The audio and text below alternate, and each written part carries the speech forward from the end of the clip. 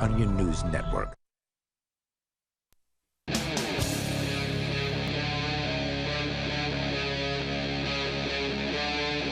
Free Talk Live.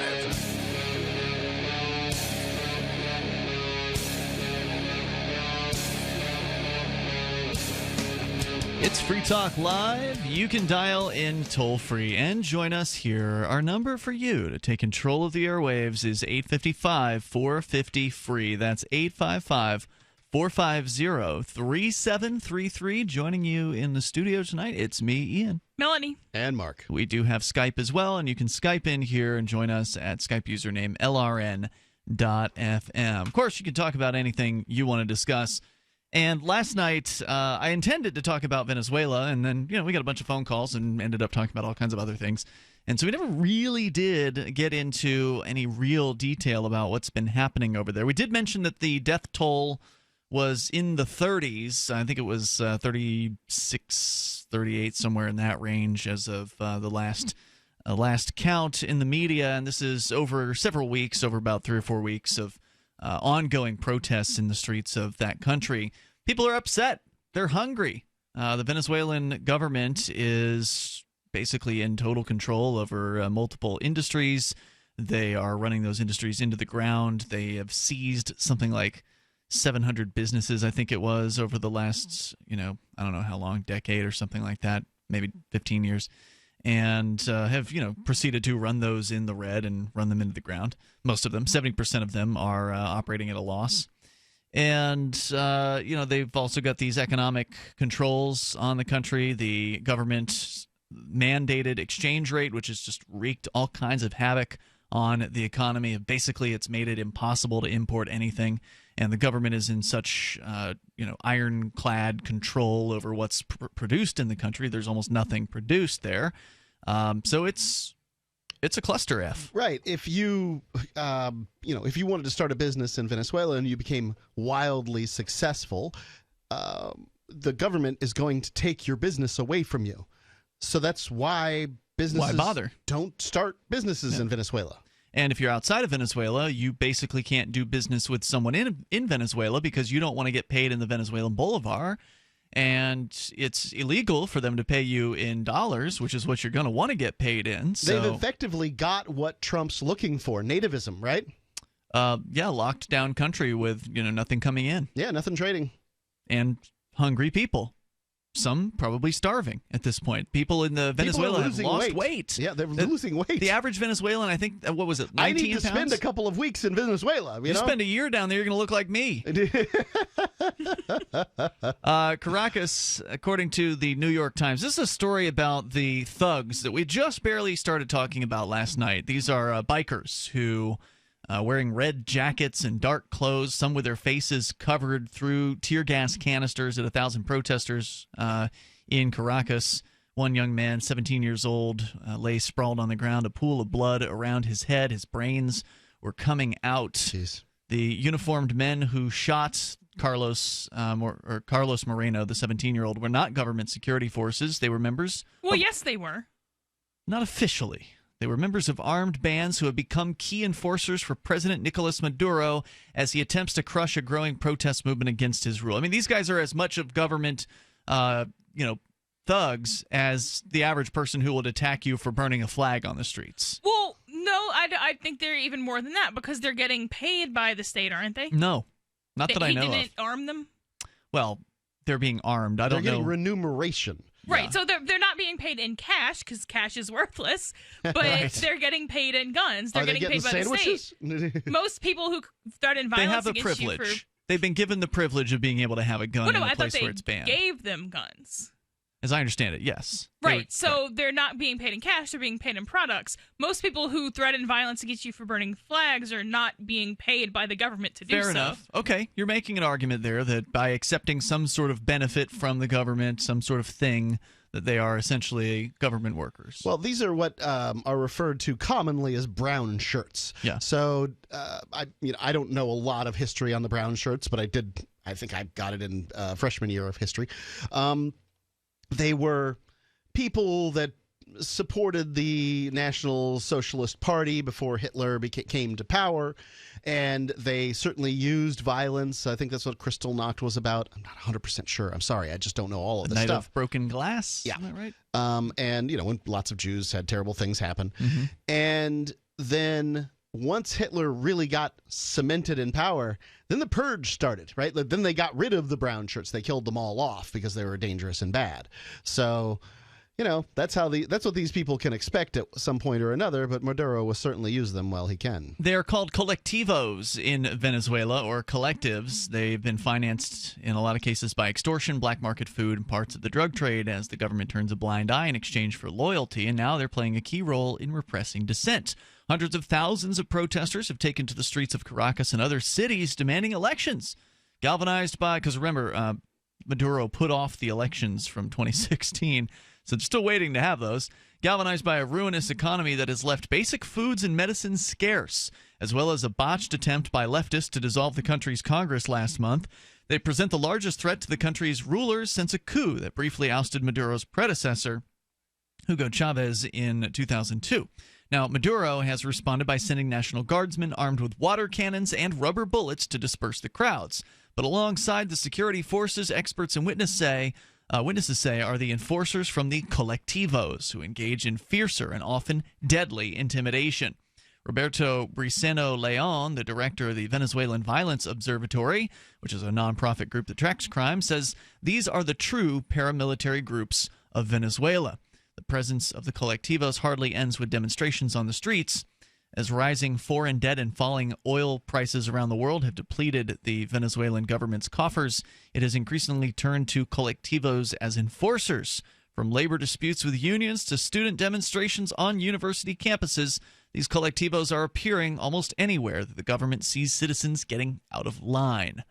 Eladio Mata, a hospital union leader, says he was shot last year by Collectivo members when negotiations deadlocked with the University Hospital of Caracas. Mr. Mata said he'd arrived to the front door of the hospital to find Collectivo members blocking it. They were called, he said, by hospital management. Staff members tried to help him force his way through, he said. But a Collectivo member shot him in the back. He was then dragged into an operating room for emergency surgery. Wow. In this country, he says, it's prohibited to dissent. Dr. Oscar Noya, a tropical infectious disease researcher, said his laboratory had been vandalized almost 30 times. This doesn't seem like the place you would want to vandalize. A laboratory? Infectious disease laboratory. They apparently did it 30 times, the Collectivos did, and they destroyed equipment and took electrical cables. Dr. Noya said, perhaps, that he believed the vandalism was ordered because he publishes information on infectious disease epidemics that the government does not report, particularly the spread of malaria. He said that his repeated complaints to the authorities had been met largely with silence, and the Collectivos had, quote, reached a level of total impunity, unquote. Experts say the Collectivos date to the early days of Mr. Chavez, who originally conceived them as social organizations to advance his vision of a socialist revolution to transform Venezuela's poor neighborhoods. Sounds accurate. Many had their own names, flags, and uniforms. The government eventually handed them arms and security training, deploying them as separate militia. As the groups became more powerful, they exerted their own influence independent of the government, most notably... That's the problem when you give them the guns. They're going to exert their influence. In controlling organized crime like drug trafficking. They kept them separate on purpose. They don't want to accept these people. Well, they're not us. They're not the government. Well, right. So these people are disposable. I mean, like I say all the time, the state cares less about state agents than I do, particularly Leos. So, which is, a pretty high standard or low standard, depending on how you want to look at it. They are there for a purpose, and the more separate they keep them, the more easy it's going to be for them to say, oh, well, they weren't supposed to be doing X, Y, Z. Yeah, we were funded in it and all, but, don't worry about that part. This was illegal. You're arrested, you're executed, you're whatever you are. If you're a official military member or cop or whatever else, it's a lot harder for them to do that. And speaking of the police and the military, the Collectivos have also clashed with the police and the military in the country over the years. The toll-free number here is 855-450-FREE. You can take control of the airwaves, and what's the relevance of this to the United States? We'll see if we can tie that in coming up here in moments as well. And you can bring up what you want. 855-450-FREE, like freedom. Free Talk Live. Message and data rates may apply.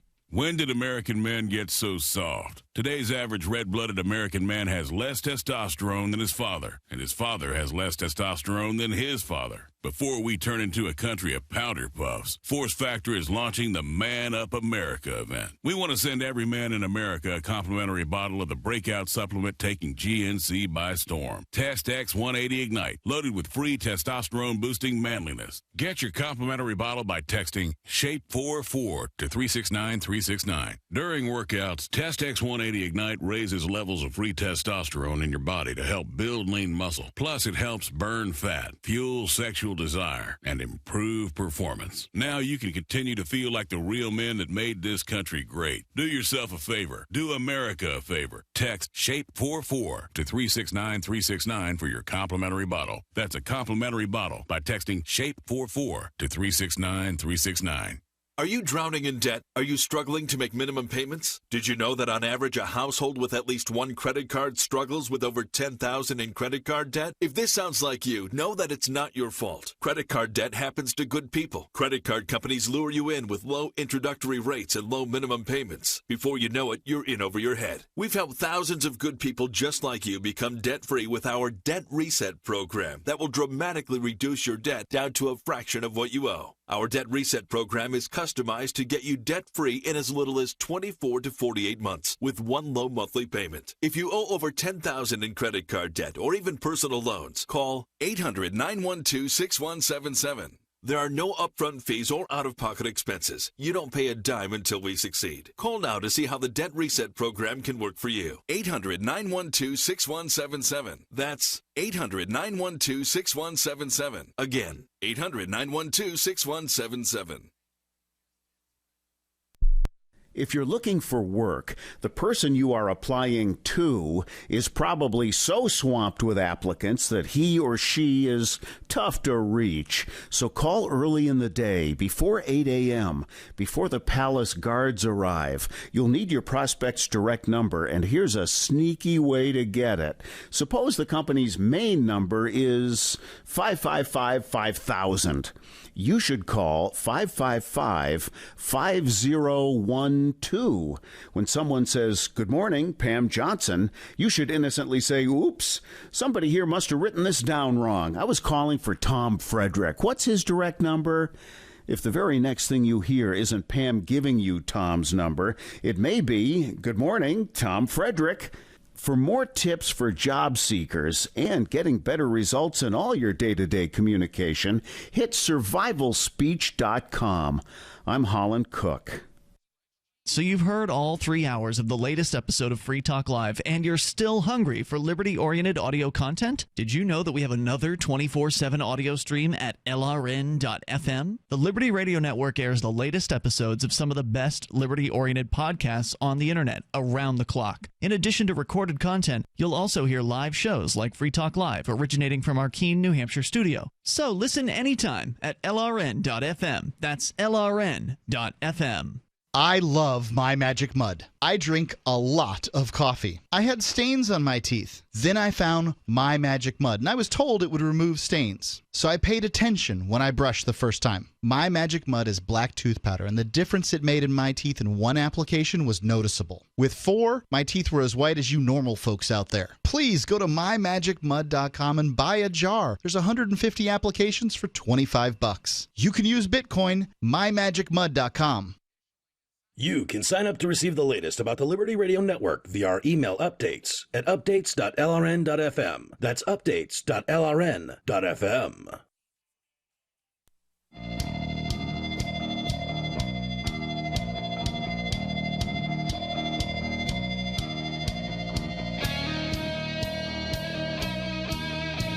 Free Talk Live. Dial toll-free, bring up whatever you want. The number here is 855-450-FREE. We're talking about the Brownshirts. They're back. Actually, apparently they've been around for a while in Venezuela. They were the Collectivos, as they're called. They've been doing all kinds of black market business, and the government's been looking the other way because, well, they're helping the government. They're on the side of the states. They're being even armed up by Nicolas Maduro. They were created originally, apparently, by Hugo Chavez, the previous dictator-ish president character down there in that country. And so you're welcome to join the discussion. Our toll-free number here is 855-450-FREE. That's 855-450-3733. We do have Skype, and the Skype username is lrn.fm. Something that is prohibited in the country of Venezuela is running a Bitcoin mining operation. It's not illegal to have Bitcoin, as I understand it, or to use Bitcoin in Venezuela. But if you're mining the Bitcoin, the secret police will be looking for you. We did a detailed story about that several months ago here on Free Talk Live, and that's because the government subsidizes the power grid there, so you get close to free power in Venezuela when it's available, of course, because something that's close to free is going to be utilized more by the people using it, and so they have brownouts and blackouts fairly frequently in a lot of areas of Venezuela. But whether you're in Venezuela or anywhere else around the world and you want to learn about Bitcoin, the go-to website, it's bitcoin.com. You go there, and there's a lot of great information about Bitcoin.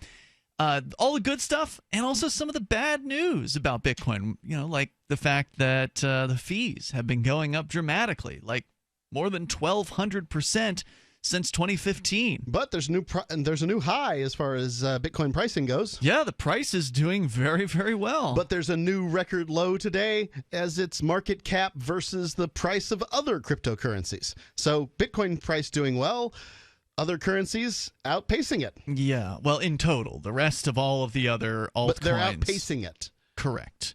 So yeah, I mean, it's an interesting world. There's a lot to learn. Start at bitcoin.com. There's a lot you can do there, whether you're brand new to Bitcoin or you're old school.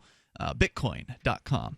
As we continue here, we'll take your calls and thoughts. We're talking about Venezuela and the armed bands of goons that the government has unofficially employed to do the dirtiest of their bidding in order to try to keep a grasp on whatever kind of hold they can on whatever power they can retain, as hundreds of thousands of people in the country have taken to the streets in the recent weeks to protest the situation there. So these people are getting basically paid nothing. They're getting sort of remuneration in what, like food and weapons? I would say that likely the weapons and the privilege of not being arrested for doing things that are illegal. So they're allowed basically to do black market deals, to sell drugs and sell food or whatever it is that they're doing illegally, and the government will look the other way for them. So they're basically dirty deeds done dirt cheap. Essentially. We're going to your calls and thoughts here. Liberty Lobster on the line on Skype. Hello there.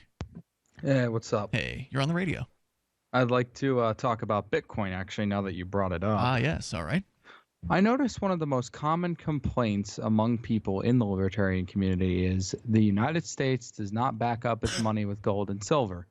But then they rush to be a proponent for Bitcoin, which is also not backed up by anything. Why do you think this is? That's not a true statement. And for a long time, I thought that was a true statement. That was my original objection to Bitcoin. When we were first learning about it, Mark, 2011, 2012, somewhere in that range. First thing we said. Yeah, I was like, what backs this thing? And I don't know what the answer we were given then was, but eventually I learned that what's backing Bitcoin is the world's most prolific and successful and bulletproof transaction network, financial transaction network. The Bitcoin network itself is very valuable. The thousands of computers, the mining operations that are securing the network, that are making sure that every transaction that happens is cryptographically sound and secure and unhackable and irreversible, that is worth something.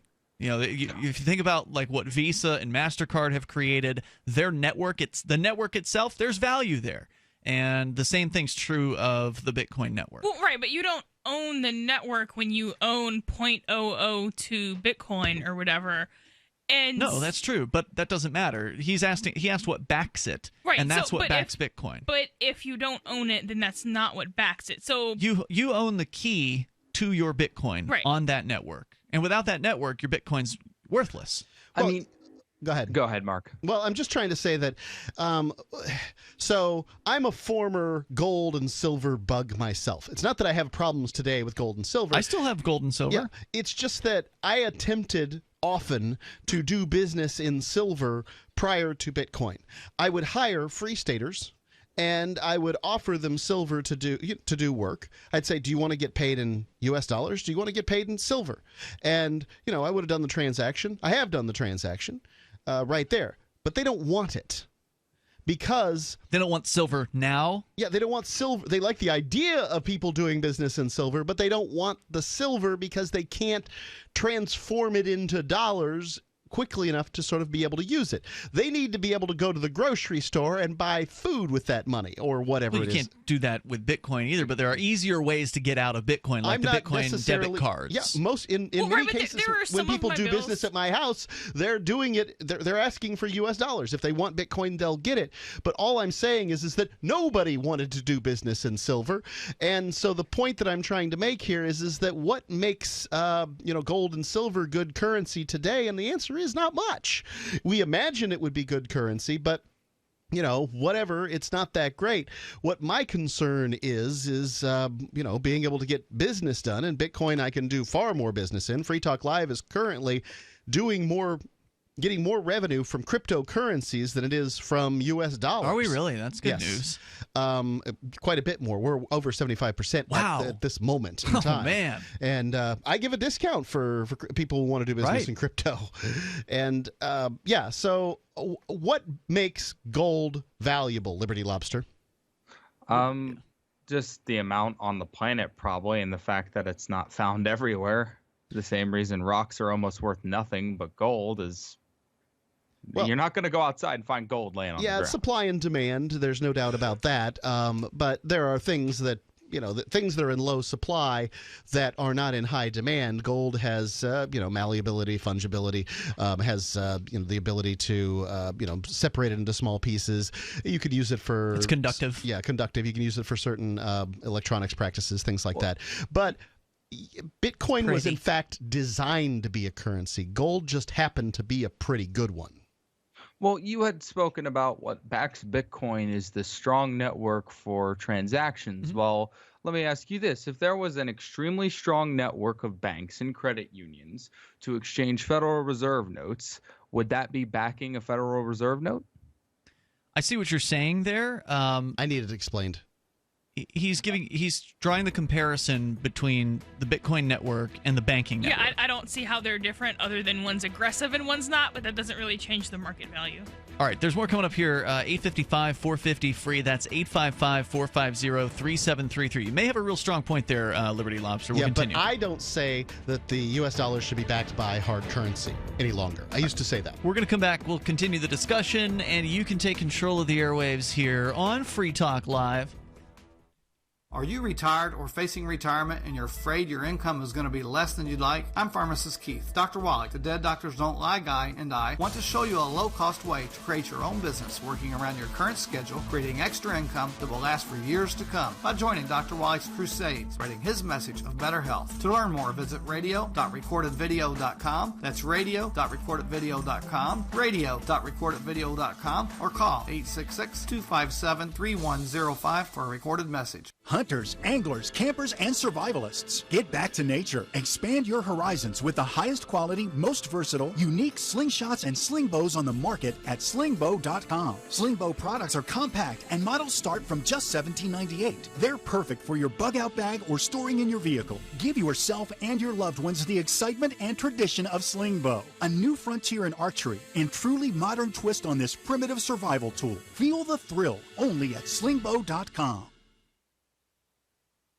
Free Talk Live. How dare you, and who do you think you are? I mean, it's my life, it's my business. I should be able to run it how I want to, and my customers should be able to make the choice for themselves as to whether or not they want to do business with me. And they should be able to make that choice based on the quality of my product or my reputation or the fact that I've got third-party certification or whatever factors they deem important. If I'm doing business and you don't trust me or you think I'm shady, then you don't have to do business with me. In fact, you can tell other people what you think about my business and my practices, and maybe they also will join you in not doing business with me. There's no need for government regulations out there. The marketplace can handle third-party certification of various different products and services to where people who are concerned about whether or not the business they're dealing with is trustworthy can check with a verifiable resource that indeed this is a trustworthy individual or a trustworthy company that you're doing business with. Free Talk Live, 7 nights a week from 7 to 10 Eastern, live on the Liberty Radio Network at LRN.FM.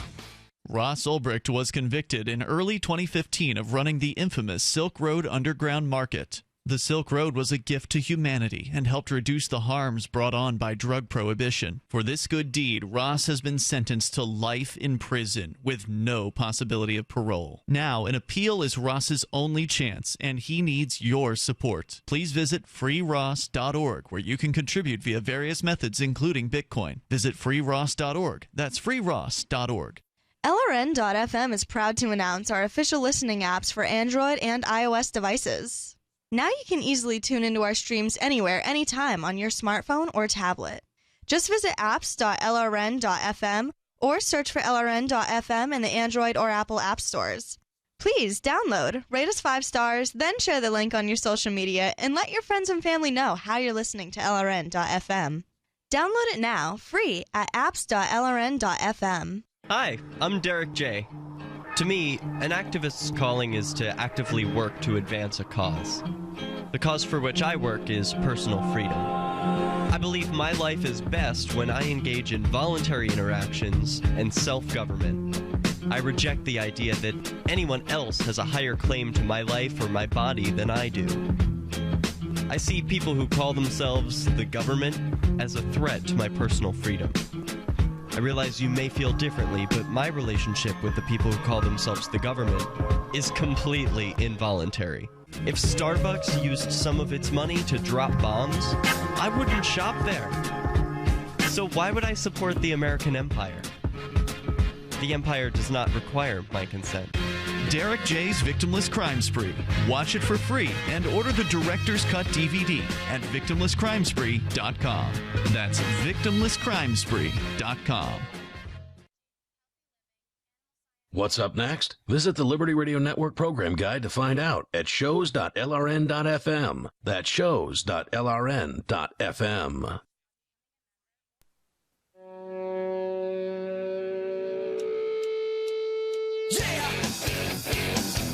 It's Free Talk Live. Dial on in toll free and bring up whatever's on your mind here. We still have more to say about the Venezuelan thugs, the Brownshirts, or the Collectivos, as they're being called over there. It's Ian, Melanie, and Mark in the studio here with you tonight. And, Mark, tell me about some supplement action. Yeah. Did you know that your body contains a second brain? Well, that's what scientists call your intestines. And it's because today we know the bacteria, or probiotics, in your intestines are the catalyst for sending signals to your brain.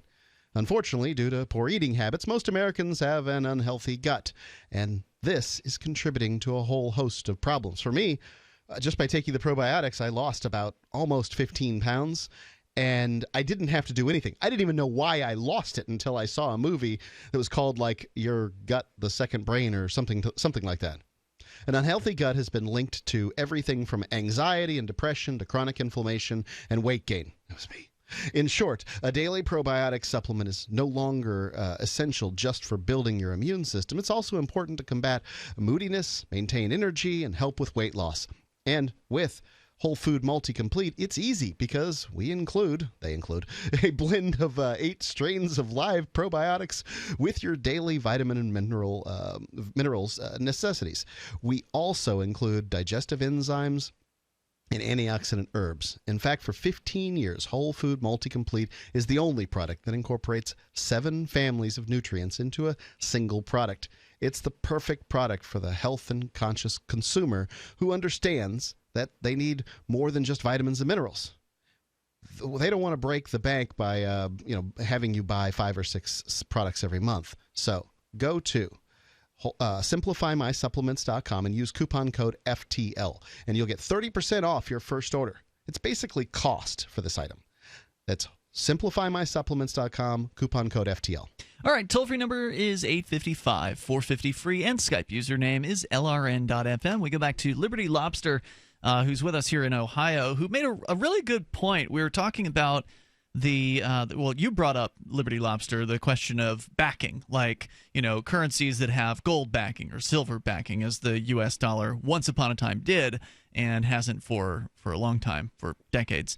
And, of course, ever since they took away the precious metals backing from the U.S. dollar, they've been able to just inflate that currency and use that to go to wars all around the globe and, destroy our value from our savings. And, of course, we know the ravages of the government's inflationary money policies and all of the damages that has done.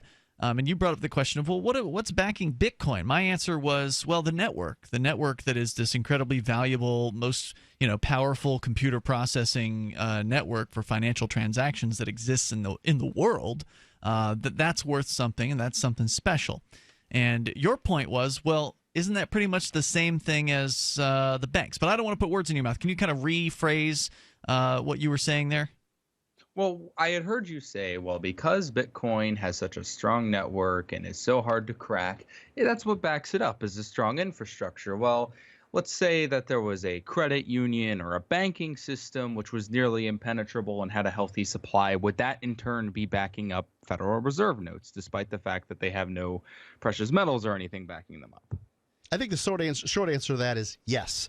To some extent, nobody. If there were such a thing, but there's still. There kind of is. The terms he just put on it there were it was a slightly different thing that you said there, Liberty Lobster.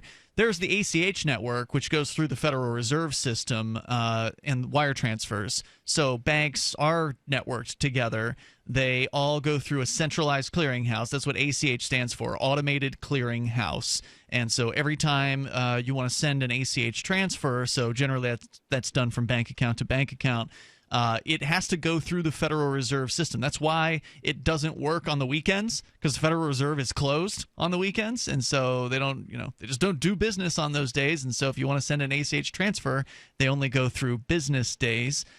So, as far as comparing those networks together, there is no comparison. But I think that what you've made is a very good point in that, from a very base level perspective, yes, that network to some extent backs the dollar, but it's not a very good network. It's a hackable network. It's a fallible network. There's errors made constantly. It's only hackable in some sense because you'll usually get your money back. And the inherent issue. You can, but it's a pain in the butt. Or the inherent difference. Well, how hard would it be to lose Bitcoin and get it back? You'd never do it. So, the inherent difference is the way that it went about it. So, I don't think that there's necessarily anything wrong with unbacked currency inherently, especially since if you didn't live in a society where there was a specific commodity called currency, that's an incoherent statement. I think it is still technically an incoherent statement. We just kind of know what it means just from using it that way. So the Federal Reserve notes got their power or their value pretty much through fraud and force. They told people this is backed by X amount of silver, this is backed by X amount of gold, and then just kind of stopped doing that after they had sold their product.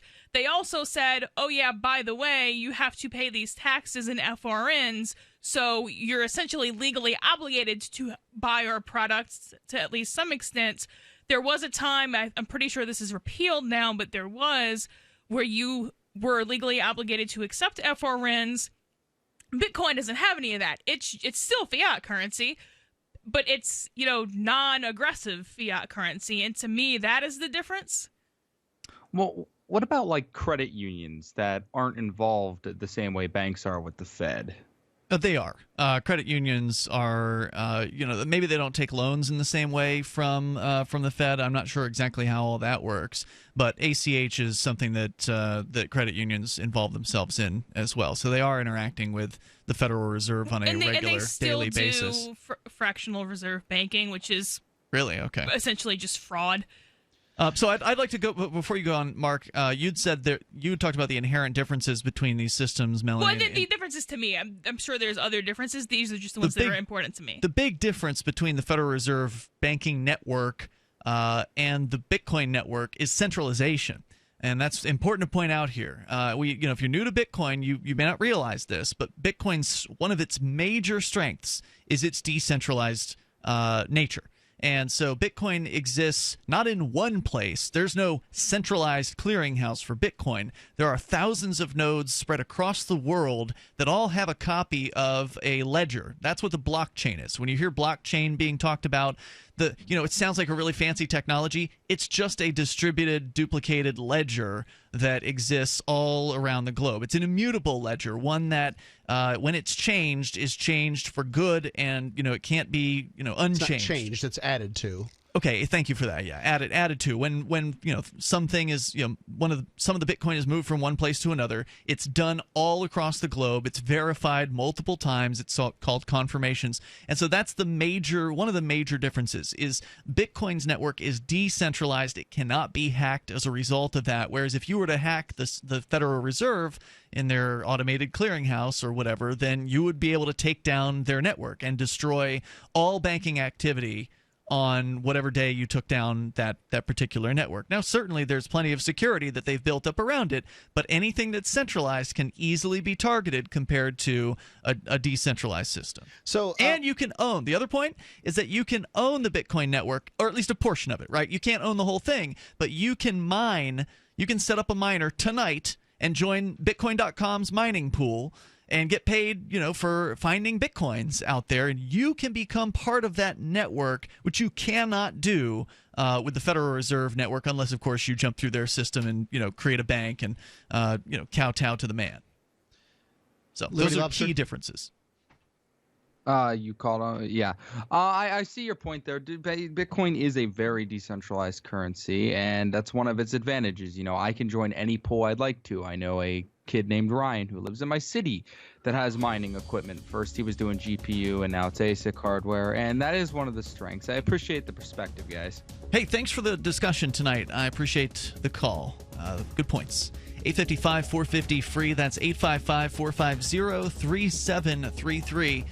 And you can take control of the airwaves. It's not to say Bitcoin's perfect. It's not. There's some pretty big bumps in the road right now for the Bitcoin network, and that's why it's losing ground compared to the competitors out there, the other altcoins. What do you shop for that you could otherwise buy at Amazon? Pretty much everything, right? Amazon has competitive pricing and they deliver, and that's a big plus. If you could plan ahead in your shopping, would you be interested in saving up to 33%?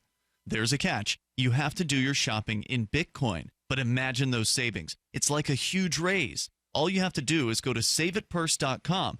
We've saved thousands, and you can too. Plan ahead and save. Saveatpurse.com. Do you need a website for your blog or new business? It can be pretty intimidating on your own, and that's why Free Talk Live has partnered with HostGator, one of the top hosting companies. HostGator offers a simple one-click, easy installation for WordPress, 24/7 over-the-phone or live chat tech support, and a very intuitive, user-friendly control panel that puts the power of creation back into your hands. Go to HostGator.com/FTL, and you'll get 50% off of their regular hosting prices. 50% off. HostGator.com/FTL. Think about this. Your community's aging water infrastructure systems are very likely to be contaminated with heavy metals like lead, disinfection chemicals like ammonia, chlorine and chloramines, and pharmaceuticals like statins, pain meds, and antidepressants. And no, water treatment plants are not equipped to filter these pharmaceutical toxins out. Protect your family's water supply with the trusted Big Berkey water filter. New NSF EPA certified lab tests show Big Berkey water filters remove chloramines, pharmaceuticals, BPA, pesticides, bacteria, and viruses, all forms of fluoride, and much more. Big Berkey water filters are the original and most trusted on the market, the gold standard in water purification, and our filters last for years at less than 2 cents per gallon. Big Berkey, the one powerful enough to purify stagnant pond water. Get your Big Berkey today. Call 1-877-99-BERKEY or click BigBerkeyWaterFilters.com. That's 1-877-99-BERKEY. Big Berkey Water Filters, for the love of clean water. Hi, folks. In a world of GMO, genetically modified organisms, that is, chemicals, processed foods, and a healthcare system that's unraveling like a cheap suit, it's time to prepare. God created herbs, and herbs help man. Our body can heal itself, just sometimes we need assistance. You need some help? GetTheTea.com. That's GetTheTea.com. Our mild detox is quite powerful with its unique blend of 8 different herbs. And if you're looking for more, our non-GMO supplements will help you with different needs you might have. Health should be a top priority. Take care of your health naturally. Log on to GetTheTea.com. That's GetTheTea.com. Give your body a treat. Let the herbs do their thing naturally. Read all the testimonies on the website, GetTheTea.com. That's GetTheTea.com. Sickness and viruses are like intruders, and herbs are like warriors. Let the tea work for you. That's GetTheTea.com. You may already know about the Free Talk Live audio-on-demand phone line at 641-793-9660. Did you know that not only can you listen to Free Talk Live via your phone, you can also leave a message and have it delivered to Free Talk Live's hosts? To leave us your thoughts, just dial 641-793-9660. That's 641-793-9660. Press 2 for Free Talk Live, and then hit 0 to leave your message. So you've signed the Shire Society Declaration and are planning your move to New Hampshire to be around more liberty-oriented people. Next, sign up for the Shire Society Forum at forum.shiresociety.com. There are a bunch of people there who are already in the Shire, and they want to meet you. If you're already in the Shire physically, you should also come by the forums. Remember, not everyone uses Facebook. New people are signing up for the Shire Society Forum every month, so drop in and say hello at forum.shiresociety.com.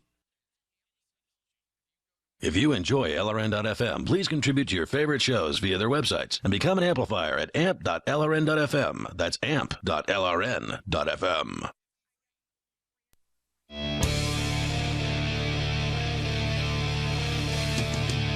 It's Free Talk Live. Dial toll free. Bring up anything here. Our number is 855-450-FREE. 855-450-3733. Joining you tonight, it's Ian. Melanie. And Mark. We do have Skype, by the way, and you can Skype in to join us there, just like our last caller, Liberty Lobster. Sounds great when you're on Skype, most of the time, unless there's some sort of terrible internet issue that your phone or home connection is having, then you'll sound pretty good. So call us on Skype at username LRN.FM. Now, if you like Free Talk Live and you appreciate the work that we're doing here talking about cryptocurrency and freedom and liberty and peace, then please get behind the show for $5 a month over at amp.freetalklive.com. It helps us because we can take that $5 and we can invest it into Free Talk Live to get on new radio stations. We just got on a new station in Springfield, Missouri this week. We're on a new old station again in Florida, which I can't officially announce yet because I don't have the agreement from them yet. But I know that we're on, and I'm sure that agreement's going to be coming in soon. So I'll be excited to announce the return of one of our former affiliates, which is always fun. It's always fun to come back. So you can help us get on new stations by going to the AMP program and sending us $5 a month or more if you feel like it. We'll put it to good use, and you can see some of the things we're spending the money on there on the AMP page, like going to the Talkers Convention. Mark, you and I, in less than a month, we're going to be like 3.5 weeks from now. We're going to be heading down to New York City.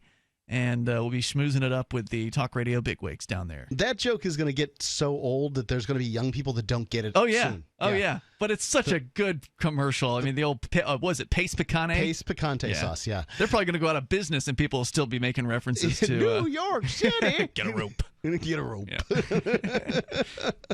I'm sure kids, you can look it up on YouTube if you want to see it. I'm sure worth it's there. seeing. Yeah. It's one of the great commercials of all time. It's one of the more memorable. It has to be right up there with Where's the Beef. Where's the Beef? Yeah, for sure. Anyway, go to amp.freetalklive.com. You can get signed up there. You get perks like access to the AMP-only call-in lines, the AMP-only podcast, the AMP-only Facebook group, and more. Go and get signed up, please. It makes a big difference to us. amp.freetalklive.com. Mark, you had something else you wanted to say about this whole fiat currency, money that is backed by something or not backed by something discussion. Okay, so I didn't look it up in the break, but a fiat currency is a currency that is proclaimed a currency by royal edict. A declaration. This is It's a fiat yeah, by the king. That's what the term means. So I say this is a currency, and you, subjects, shall take it. There was a currency in the past called tally sticks, which was a currency that was not particularly worth anything in and of itself, but it tallied up a currency, that it tallied up value and that kind of thing. It wasn't proclaimed by royal edict to be a currency, so therefore it wasn't a fiat currency. It just wasn't sort of backed by anything. And I think the backed by anything conversation is the wrong conversation to have. Now, I'll admit, we had that conversation a whole bunch here on Free Talk Live. I've just come to the conclusion that it's not the conversation to have. The conversation to have is whether or not the government issues the currency, controls the currency, or whatever. If a government controls a currency, then it's going to inflate it in times of war or in times of wishing to have war. Mm-hmm. Every single time. That's what they're going to do. But they can't inflate the currency if it's backed by something. They right? can not when they lie. without committing fraud. Which they're more than I happy mean, to I'm do. sure before they got rid of the gold standard, they kind of lied about how much gold they had. Well, in the old days, they clipped the coins, right? Well, yeah, the clipping of the coins, at the very least, you could see. Right. Well, that was the best they could do. They didn't have any other way to manipulate a physical gold currency. That's because the currency was greater than the king, if that makes sense. So the gold and silver currencies that pass through Europe or wherever whatever area we're talking about. I've got my specialty, in Europe. I know a bit more about that than I do most places. The one king or duke or whatever who controlled a particular area, he wasn't saying gold and silver is the currency of the realm. He was at the mercy of the currency as opposed to being the one who proclaimed it a currency. I suppose what they could do if there was a, let's say gold or silver backed currency, they could just say, well, now this is not worth as much gold or silver, right? Like this is worth a tenth or a half. We're going to cut the value in half. That doesn't add to, and at the end of the day, it really doesn't. But that doesn't add to at least the illusion of there being a greater total value in the total money supply, which is what they're. It would be easier for people to figure out they're being for. scammed with that, right? Yeah. So, and I mean that's kind of more direct. People are like, well, why is my $1 now a 50-cent bill? Like Right. so. That's not really as effective for what they're trying to do. Right. I was just saying that having that gold or silver backed currency is better than a non-backed currency. I think it's still worth having that conversation, even though the government isn't going to. At least it's better if it's handled by a state, because Correct. a state is going to inflate currency for kind of fraudulent and malicious reasons, whereas Bitcoin technically could inflate past the amount that they agreed to, but they did kind of agree to like a particular the 21 amount. million Bitcoins that are going to be mined. Right, and they're not going to do 100 it, years. To bomb Syria. So I mean, because they That's true. can't. There is no they. And the inflation rate is set and predictable with Bitcoin. And again, as you said, they could change the rules, I suppose, if they wanted to. No, they couldn't. They can't get segregated witness instituted. No, there cannot be that change. Well, I mean, it would be hard, but it could, in theory, could be done. Right. Yeah. It could be done Yeah. in the same way that the peninsula of Florida could have rockets attached to the side of it, be ripped up and turned into a giant helicarrier. Yes, it could happen, but it just won't. Well, right, but at some pretty point in the awesome. future, that might be a more realistic proposition. I'm not saying that they're going to do it next week. At some point, they could go back on that. When Bitcoin becomes a crashes and burns, then I'm yes, you can do envisioning whatever you the want. Florida, the helicopter version of Florida, the helicarrier that you talked about being driven by some old lady who can barely see over the steering wheel. The point I'm trying to Some make white here hair. is that the issue isn't what a currency is backed with. Yes, I will go ahead and say that a government having a currency that is backed by some kind of thing like gold or silver is better, in the same way that I believe that school vouchers are better than government school. Yeah, but not that much better. The government shouldn't have anything to do with school. And it shouldn't have anything to do with currency. I agree. When it doesn't totally have agree. anything to do with currency, then you will see freedom. What a government, at least like what the federal government should do, is basically, mete out discussions between states as far as interstate commerce, that kind of thing. And it should... They should go away is what they should do. Well, fine. No, what I'm saying they should do, they do far more, and that's because government grows. But what it's supposed to do is to, control, contracts between states and to supply some kind of military in time of war. But because... Well, that's what the United States federal government is, quote, supposed to do. That's what it's supposed to do. The definition of government, or even the promise of government generally. No, I was just pointing out the federal government. That's what it should do. And the thing is that they just grow. They grow, and that's the issue. I just don't think the thing I like about Bitcoin, and the reason I think it's valuable, is it is an international currency. It is an international currency. I shouldn't call it a currency, because a currency is defined by the money of the land.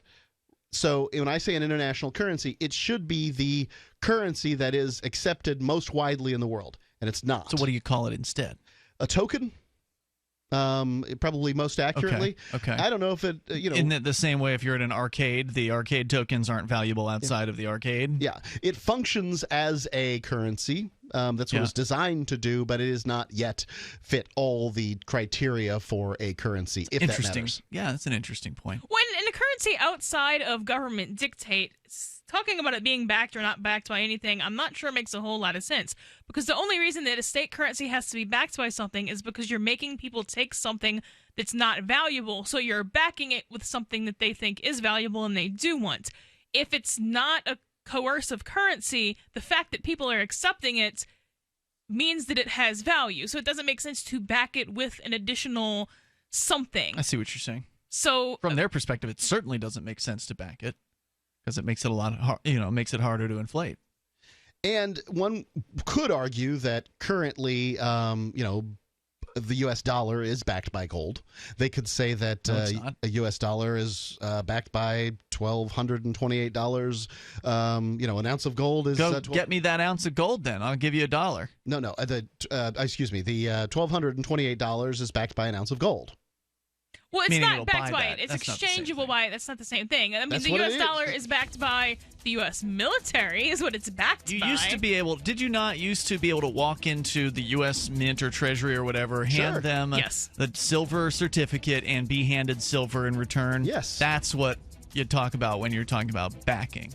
But I agree with you. Like, instead of trying to change the U.S. monetary system to have a backed currency, let's just end their involvement in money entirely and let the market decide. 855-450 free, like freedom. This is Free Talk Live. Bitcoin.com is of the opinion that the current Bitcoin core development team is not taking satisfactory steps to ensure the growth and advancement of Bitcoin in accordance with Satoshi's vision. As community efforts to resolve these problems have failed, it is necessary to resolve them with a different approach by using subreddit r/BTC instead of r/Bitcoin and running Bitcoin Unlimited. You are casting a vote against the current development team. Learn more at Bitcoin.com. That's Bitcoin.com. A funny thing happens when you don't advertise. Nothing. Modern advertisers have been trained to look for trackability in their advertising, and web search ads are great for that. They also help you get the consumer that's looking for products like yours in the moment. But they're expensive, and they do nothing to convince people to try your product segment in the first place. If you're a local advertiser, contact this station. If you can use national exposure, Free Talk Live's on more than 150 stations, and we can help advertisers with little budgets and big ones. Send me an email, mark@freetalklive.com. It's mark@freetalklive.com. The new 4th edition of Healing Our World, The Compassion of Libertarianism, will take your understanding of liberty to a deeper level and has over 1,300 updated references, new cartoons, and a foreword by Dr. Ron Paul. With discounts for multiple book purchases, the 4th edition of Healing Our World is a great gift for the liberals, pragmatists, environmentalists, and Christians in your life who think libertarianism is cold-hearted. Get yours today at healing.freetalklive.com and use promo code FTL for a $5 discount. There are lots of ways to listen to Free Talk Live. Our podcast has been around since podcasts began, and now the FTL feed is loaded with content besides our full show archives. Did you know that we make it easy for you to customize your podcast subscriptions? We have different feeds, one that includes only our full shows, one with just the Daily Digest, and one with just the Edgington Post. You decide what you listen to. It's quick and easy to customize your feeds at feeds.freetalklive.com. That's feeds.freetalklive.com. You're listening to the live edition of Free Talk Live. Hour number 2 is next after the news here on the Liberty Radio Network at LRN.FM. From Keene in the Shire, the Liberty Media capital of the world, this is Daryl W. Perry, host of FPP Radio News for Monday, May 8th, 2017. Silver is trading at $16.36 per ounce. Gold is valued at $1,234 per ounce. Bitcoin is trading at 1.7 cents, and the average price of Bitcoin is $1,612.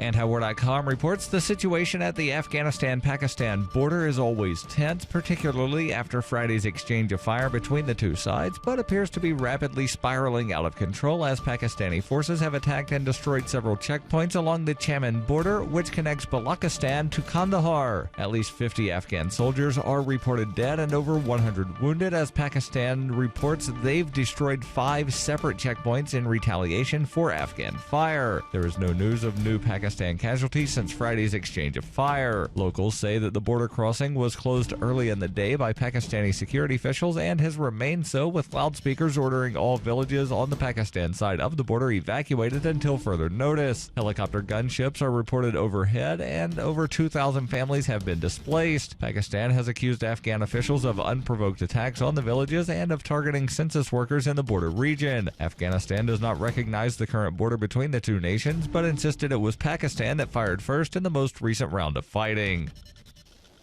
For nearly 40 years, Roberts & Roberts Brokerage has been a trusted source for buying and selling precious metals like gold and silver. They also take Bitcoin for precious metal purchases and have permanently removed the minimum purchase amount for all orders paid in the digital currency. Call Roberts & Roberts today for knowledgeable advice on buying and selling precious metals and a forward-thinking approach to new technologies. 800-874-9760 or visit online at rrbi.co. UPI reports House Speaker Paul Ryan on Sunday described claims Republicans rushed through their replacement bill for health care reform as a bogus attack on the left, though he accused the Democrats of doing the same thing in 2009. On Thursday, Ryan quickly called for a vote after getting enough Republican support. The U.S. House approved the American Health Care Act 217 to 213 as 20 Republicans and every Democrat voted against the bill. Ryan said on ABC's This Week the bill has been online for 2 months and was analyzed twice by the nonpartisan Congressional Budget Office, which predicted from the initial bill that 24 million more Americans would be uninsured in 10 years. When George Stephanopoulos noted that significant amendments were made to the bill, Ryan said the final amendment was 3 pages long. It takes 30 seconds to read. The amended bill was only posted online hours before the vote. Several Republican House members, including Representative Chris Collins of New York, admitted publicly to not having read the entire GOP health care bill before voting on it. Ryan criticized Democrats in 2009 when the Affordable Care Act was passed.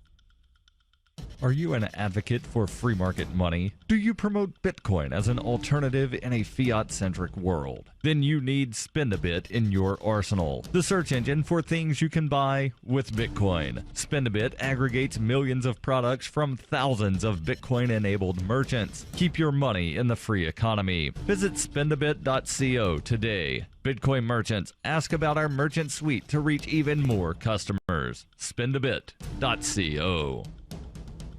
Reuters reports the father of a teenage boy fatally shot in the head while in a car that was driving away from a policeman has sued the Dallas area officer for excessive force over the incident that has stoked simmering debate about racial bias in U.S. policing. The lawsuit, filed at a federal district court in Dallas on Friday by Odell Edwards, seeks undisclosed damages from former Balk Springs police officer Roy Oliver for shooting his son Jordan Edwards. The suit also named Balk Springs, a predominantly minority city about 50 miles from Dallas, as a defendant. The lawsuit accuses the city of failing to properly train Oliver, a person plaintiffs described as having a short fuse and a history of abusive behavior towards citizens. Oliver was charged on Friday with murder for the death of Edwards, described by friends and family as a good student and athlete. Hundreds attended a funeral for Edwards on Saturday, held about a week after he was fatally shot. His family has asked that any protest be put on hold to give the family time to grieve. Oliver surrendered on Friday, hours after an arrest warrant had been issued, and he was released on bond. bond. He has not spoken publicly about the event. An Edwards family lawyer has said his two brothers were in the car with him and watched him die. The lawsuit alleges the two brothers were subject to racist comments, and the brother who sat behind Jordan Edwards when he died was handcuffed at the scene but not charged with any crime.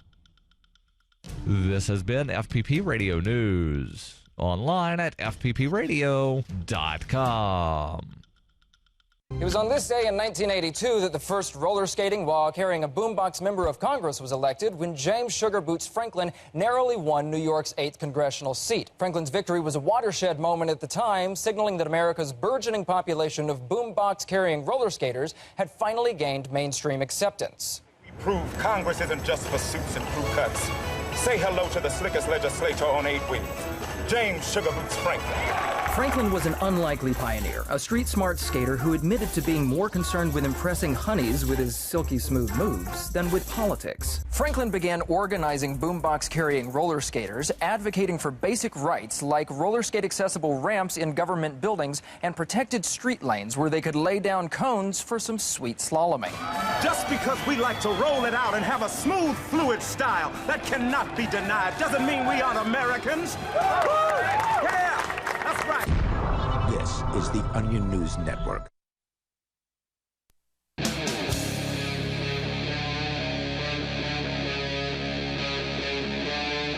Free Talk Live.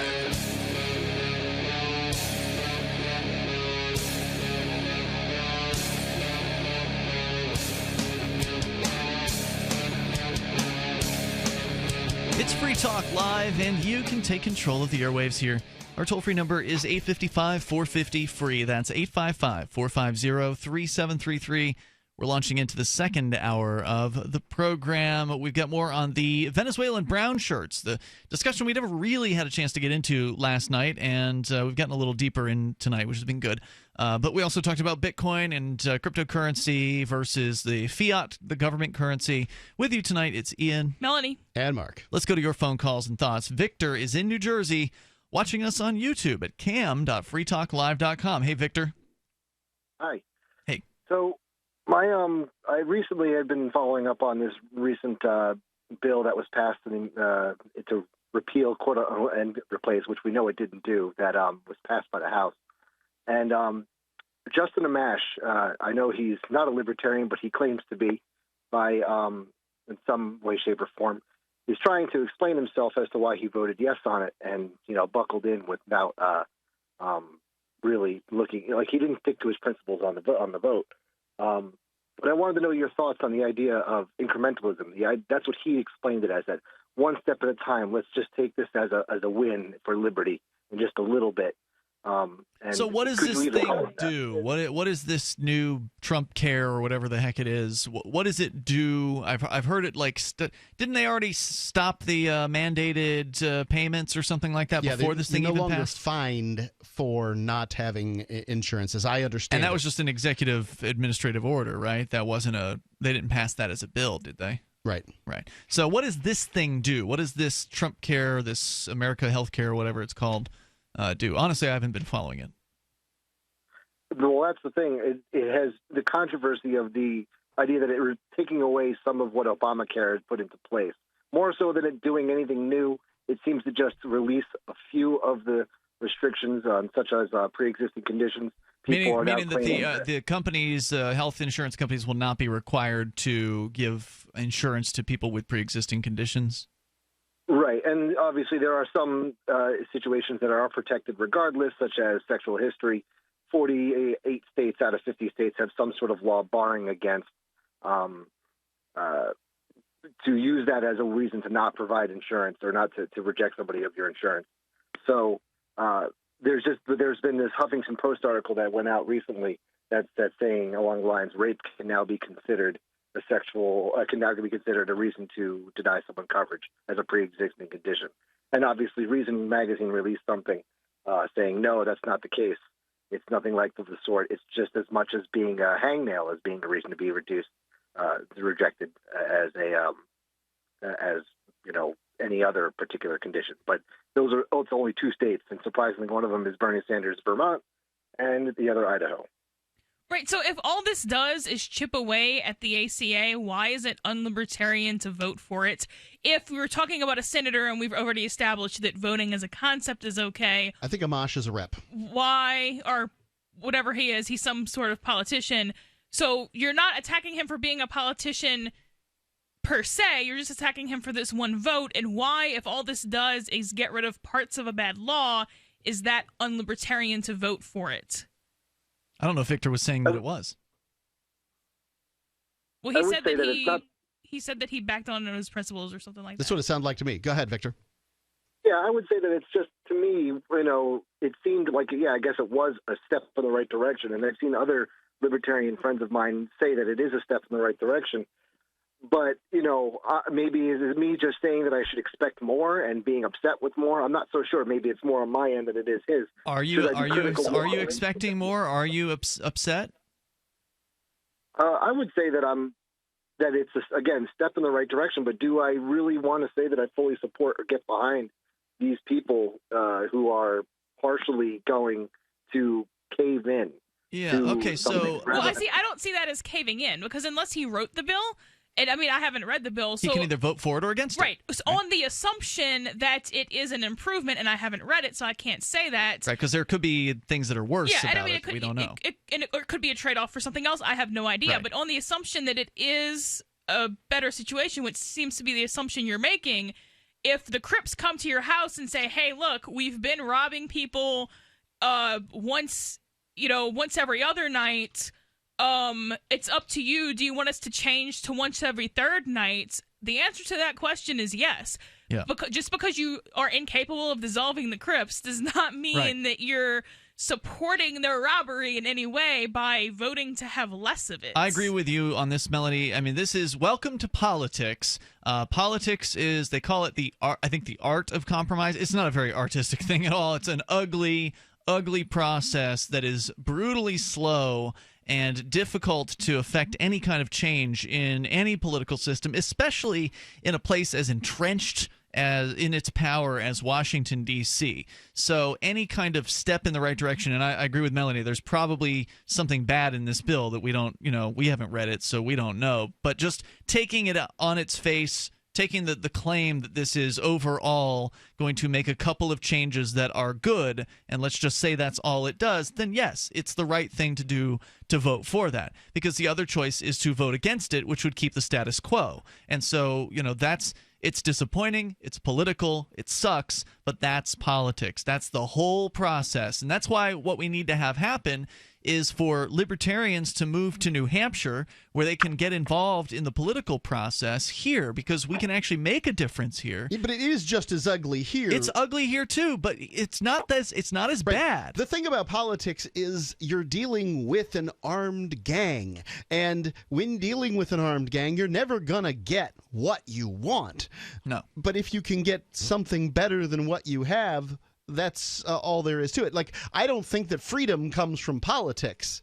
I think politics is something you do to get more freedom today. Politics follows slowly what people are sort of believing in and standing by. So, look at the drug prohibition, for instance. I mean, the people have been against marijuana prohibition for a long time, and finally politics is kind of coming along. It's taken decades, but it's finally starting to happen.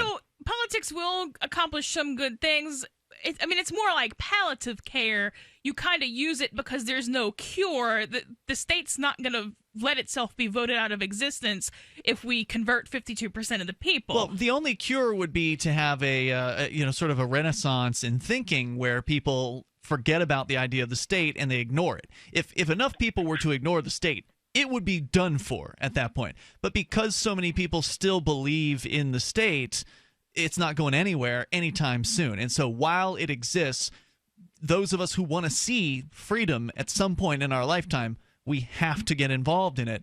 But getting involved at the national level is just a total waste of time and effort, in my opinion. I mean, it depends on what your goal is. Palliative care at the national level, probably not useful at all. But if you're going to do something like Ron Paul did and use it, and I mean, I don't know how he could stomach this, but to use it as an educational tool, which he ended up doing successfully towards the end, I mean, that's valuable. You know, if somebody's going to hand you a platform, take it. I don't know if that's the best use of your resources. Yeah. Maybe it is, maybe it isn't. Maybe it was the best use of his resources personally. But doing look at him. He's palliative a care fluke. at a national level. He's a fluke, though. Everything okay over there, Victor? Yeah, sorry, I'm at the store. Okay. Did you want to continue or did you want to check out? Nope, that's it. Thank you. All right. Thanks for the call, man. I appreciate it. Take care. So, yeah, I mean, you got to get involved, unfortunately. What do you don't mean have Ron to. Paul's a fluke? You can sit around. Meaning that he was 1 out of 400 and whatever it was, 535 of them. One out of those people, and he was principled. So, you know, that was what his value was talking about principle, being interviewed in the media. Well, right, that's what I'm saying the value of holding office is. If you're on... But it's way harder to get to where Ron Paul was than it is to, say, get elected to state rep in New Hampshire. Right, and that's true, but if you have somebody who has that capability and they feel like that's their best use of resources, I'm not saying it is or it isn't. Yeah. The value in there is not that you can vote and just, you know, be the one dissenting vote in every congressional vote. The value is that you have a stage that you can talk to people from. Presuming people are paying attention. Well, and that's part of, and Ron Paul part running of the deal. Right, well, Ron Paul running for president put him on that stage greater than Ron Paul just being a U.S. representative. Right, but it also gave him credibility when he ran for president. That's true. The toll-free number here, 855-450-FREE. If you're a sleep apnea sufferer who's on the go to your phone. Because if you give us a call right now, you'll be able to try the world's first portable mini CPAP device absolutely risk-free for 10 restful nights. It's the Transcend Mini CPAP, an engineering marvel that's as small as a soda can and weighs less than a pound. Its unique design is so small and so light, you can fit it in your briefcase or purse to use anywhere you go. No more dragging around a big, bulky CPAP. Even better, now you can try Transcend absolutely risk-free for 10 restful nights by calling minicpap.com, 1-800-768-3138. Transcend is FAA compliant too, so you can even sleep comfortably while flying. You can also add a battery pack that's as tiny as a deck of cards. So now you can enjoy the freedom to sleep comfortably anywhere. But don't wait. To receive your 10-night in-home trial, call minicpap.com now. 1-800-768-3138. That's 1-800-768-3138. Aging is one thing that affects everyone. George has talked about the power of stem cells for years. Now, there's a new serum that harnesses that stem cell power to bring back your youthful look. Beverly Hills doctor Nathan Newman. Stem cells are basically our fountain of youth. This is what maintains our body's reparative, regenerative abilities. As we age, every cell breaks down and needs to be replaced, and what replaces it is the stem cell. Dr. Newman and Janess have developed Lumin-S. Lumin-S takes the science of stem cells, using the same growth factor complex that literally heals our cells, slowing the appearance of the aging process. Apply Lumin-S twice daily, and on average, see results in a week. Learn more, watch our video, and order today at a special Coast website, healthylooking.com. Plus, there's a 30-day money-back guarantee. Again, that's healthylooking.com. Lumin-S, for a healthier, much younger, better-looking you. Buy now at healthylooking.com.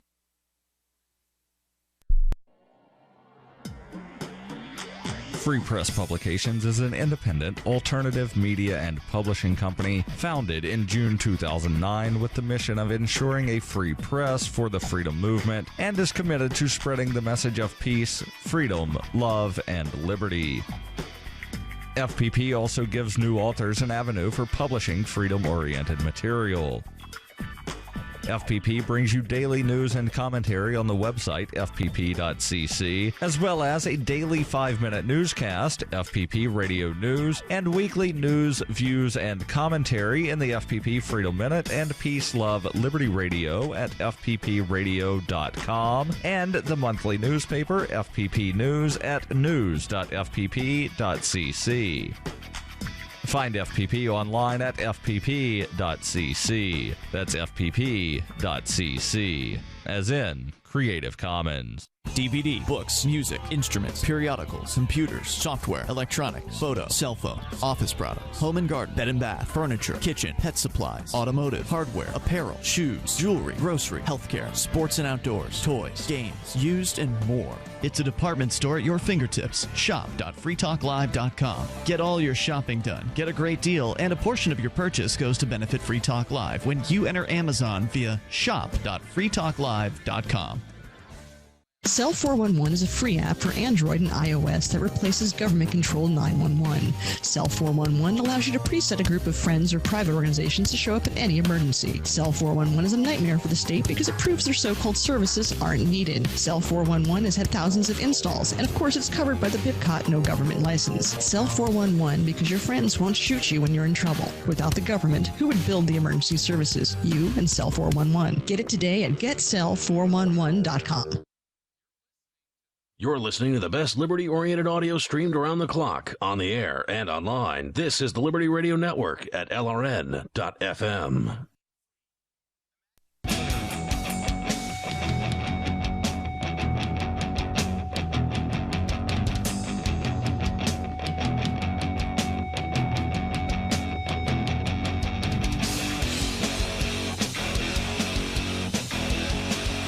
Free Talk Live, dial in toll free, bring up anything you want. Our number here, 855-450-FREE. Well, we still have the Brownshirts on the way here. We got to talk about that, continue that discussion. You can bring up whatever you want, and you can join us on Skype as well, at Skype username LRN.FM. Hey, if you are interested in sleeping better at night, you ought to check out MyPillow. Not My Pillow. You don't get to have that because I love My Pillow. I use it every night. Mark, you've got one as well. It's great. And you've been loving yours. We've had ours for about a year at this point, and it's been fantastic. It's a great pillow because it's designed to fit to the shape of your body and hold your neck in the proper position. It is also washable. You can put it in the washer and the dryer, and I'll admit, I haven't done that yet. But they recommend doing it like once every 3 or 4 months. But it's still a great pillow, and I haven't washed it. You can go to mypillow.com and use code FTL to get your MyPillow at half price. I did put it in the dryer. The first time, when you first get the MyPillow, you're supposed to put it in the dryer to, like, activate it, and it poofs it all up because it comes, smushed for the shipping process. And so I did do that. MyPillow.com. You're also supposed to put your head on it right away so that you sort of shape it. That doesn't make any sense because I reshape it constantly whenever, like if I want to bunch it up at night, I'll bunch it and then put my head down on it. Different people are different. Yeah. I like mine to have a head shape in the middle. Yeah, that's weird. Okay. Well. Anyway, MyPillow.com. Use code FTL, but you do it how you want, okay? MyPillow is your pillow. MyPillow.com. Code FTL, you get one at half off or more than one at half off. So 2 for the price of 1 if you want to look at it that way. And it's guaranteed for 10 years on its warranty. It also has a 60-day money-back guarantee. So if for some reason you don't like it, not everything's right for everybody. But so far, everyone we've talked to has loved their MyPillow. Chris, our Thursday night co-host, has had one for years, he says, and other listeners on our AMP group have raved about it as well. So you go to mypillow.com and use code FTL as we go to your calls and thoughts. Let's talk to Sarah. She's in New Mexico. You're on Free Talk Live with Ian, Melanie, and Mark. Hello, Sarah. Yes. The Councilor Trujillo on Santa Fe, he was the only one that opposed the sugar tax. So he's going to run for mayor. But if everybody runs out and votes him in because of he was against the sugar tax, well, he was the leading counselor that was pushing the speeding ban. So I wonder if the Santa Fe voters know. Ban? Yeah, the speeding ban. Van, okay. Yeah, well, the thing is that they're planning to get some in about 4 months. I misunderstood what was going on. They were in the process of getting speeding bans, but Mr. Trujillo, he is the one that's the one that's pushing the speeding bans. But also at the same time, he is against the soda tax. So, but most people are just clueless. They have no idea what any candidates are doing. It turns out that more people. Well, it's true. It turns out, they came out for the sugar tax, the one issue, more than they came out for the mayor election. Isn't that interesting? Why do you think that is, Sarah? Well, the thing is, once again, nobody follows the candidate issue. Nobody knows what they're doing, and nobody cares. But why do you think that is? mean, they broke a record turnout with just this one issue, but they never turn out like I'm going to this for speculate America. as to why it is that more people came out for the sugar tax vote, that was it. It was about a week ago at this point, last Tuesday. You're affecting their life. Exactly. People know that it doesn't matter ultimately in the long run, in the scheme of things, who it is that gets to be mayor, because the government's going to get bigger and more intrusive no matter what jackball they put in the mayoral seats and all the city council seats. But they do know that this is something that they can tangibly affect. Do they want to have to pay more for the soda that they drink? Of course, most people don't want to do that. Thank goodness, at least in Santa Fe. Because I thought this was, Santa Fe being kind of like a lefty town, as I understand it, I thought they were going to go for it. I mean, but I don't live there. People don't want to actually pay for the thing, or not pay for the things they want, because you're not getting anything out of this. They don't want to pay for the things that they say that they support. So if they can see that it directly affects them, then they'll come and be opposed to it. If it's something that kind of is behind the scenes and they can't see it directly in their face, how it's affecting them, then they kind of don't bother. Well, they're not really, look at it. They're not going to come out for our mayoral election or their Santa Fe mayoral election. But see, most people do not know that Mr. Trujillo, he's the one that wants speeding bans. If they get him elected, they're going to have 30 speeding bans, and they're going to get mad afterwards. But whose fault was that? But the people don't think that mayor makes any difference. Like you said, the one before was just as corrupt as the one that you're going to elect, more or so. People don't see any different kind of an issue. But there is a big issue because we might, here in Albuquerque on October 3rd, we might get a red light camera mayor. You never know. People are fed up with.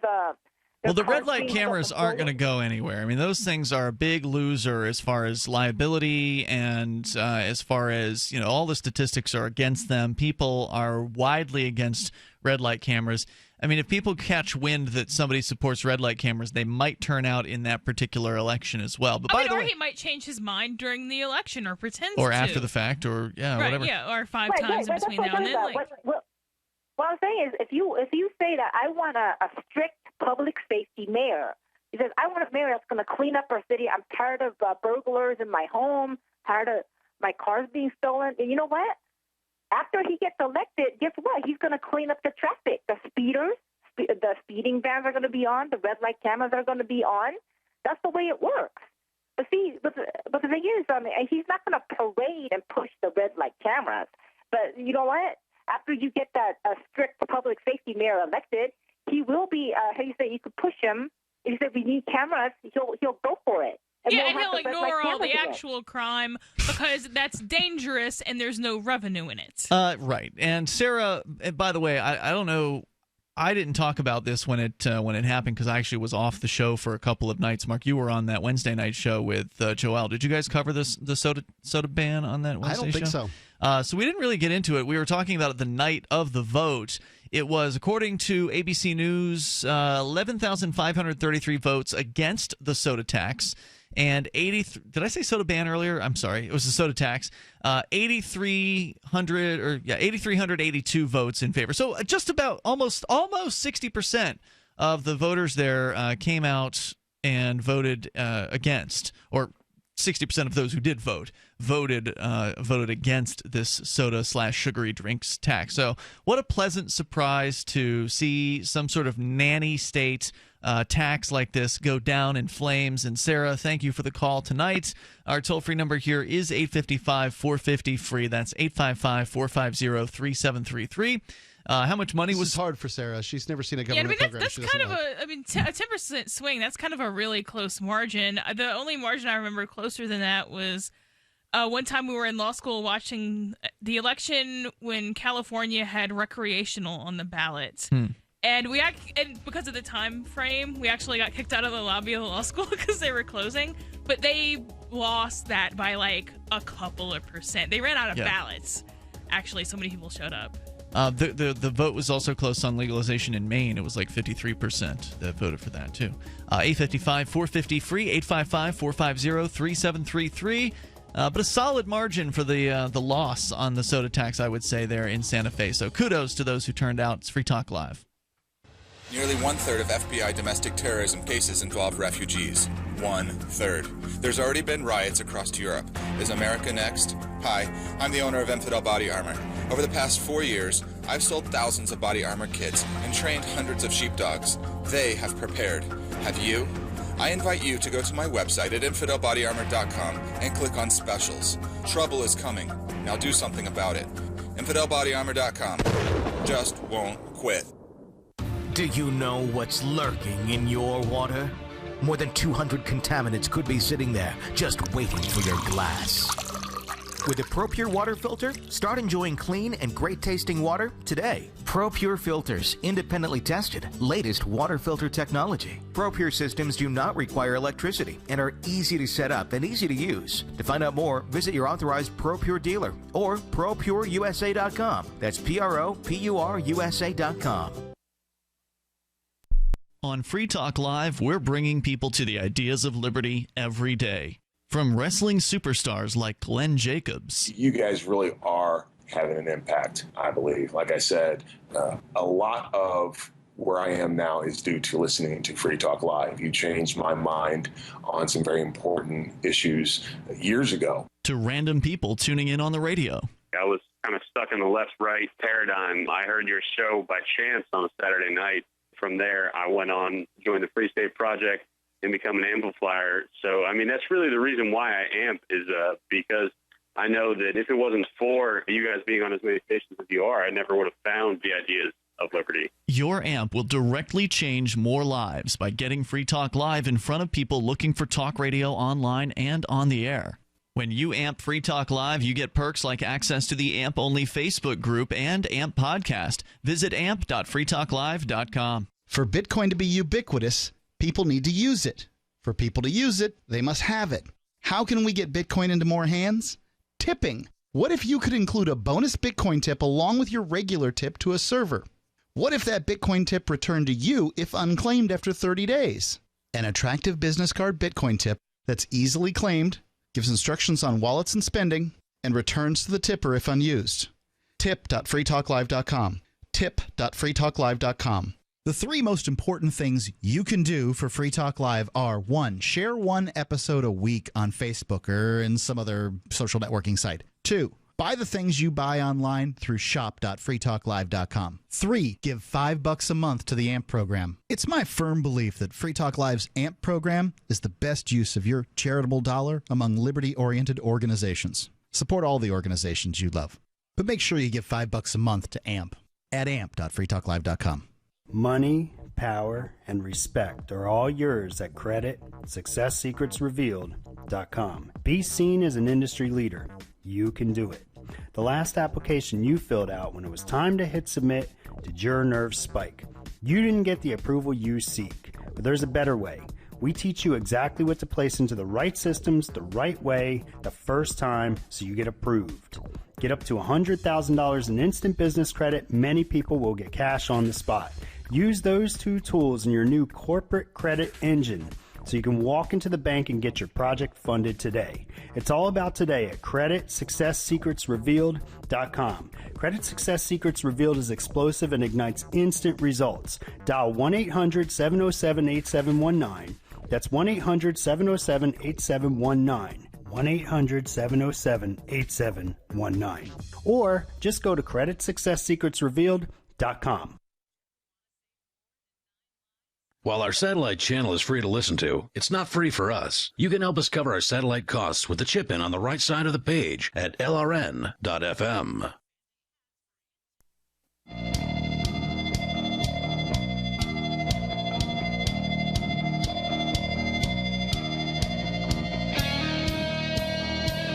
Free Talk Live. Dial in, toll free, and take control of the airwaves here. Our toll-free number here, 855-450-FREE. That's 855-450-3733. We were on the break there. We were talking about the kind of, I don't know what the right term for it is, like fan army names, fandoms, fandoms. The sort of terms that are come up with by the talk show hosts out there for their fanatics. So like with Rush Limbaugh, they got the ditto heads.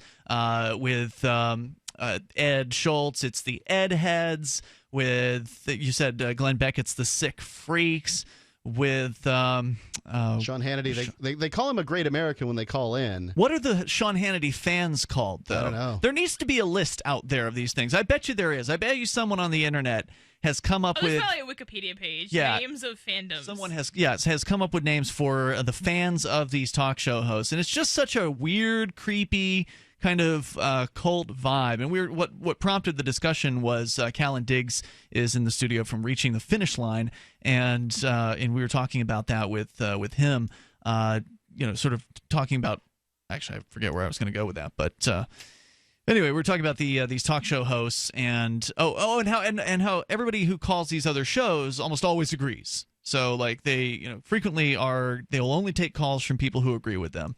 And if you disagree, you're probably not going to get on the air. And that led to me bringing up the whole Ditto Heads thing. And then, we were trying to think up some of the names of these things. Very frequently, they're military sounding names. I don't remember what most of the other ones are, the lesser known talk show hosts out there. But whenever I hear them, it's always like the something militia or the that it's kind of thing. It's one of those things that you're supposed to have as a radio talk show host. So you got to have a sign off. A following of robots. Well, you have to have a name we don't do that here. For your P1s, essentially. P1 is a radio term for fanatical listeners. Yeah, I'd like to call ours P1s. We don't have a name like that for ours, and I don't want that because it's weird. We could call them P1s, though. No. No, that's weird. That's like the bad parts of being famous. Yeah. That's weird. You also have to have like the radio send-off, like every great radio host has a send-off. What say you, or I'll give you the last word, or whatever it is. Some hosts always have some kind of signature byline thing that they use, and we don't have that on Free Talk Live either. Because we're an open phone show where you can call in about anything you want. Take control of the airwaves at 855-450-FREE. That's 855-450-3733. And we want to hear from people who don't agree, because that makes for more interesting conversation, to hear opinions that we don't necessarily share, so we can, experience new ideas or old ideas that, we want to hear again. Recycle some old idea. Call in about feudal lordship and why you support it. I'm on a Facebook page like that. It's probably dead by now, but it was a joke, and just any idea you can justify. There was a Facebook page that I liked, which was sort of the Thin Red Line or something, supporting why we support our British troops. I loved it.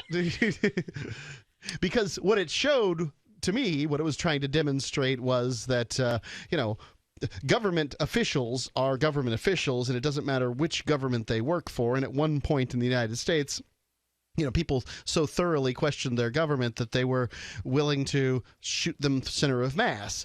And that's it shows that you're sick and tired of government, right?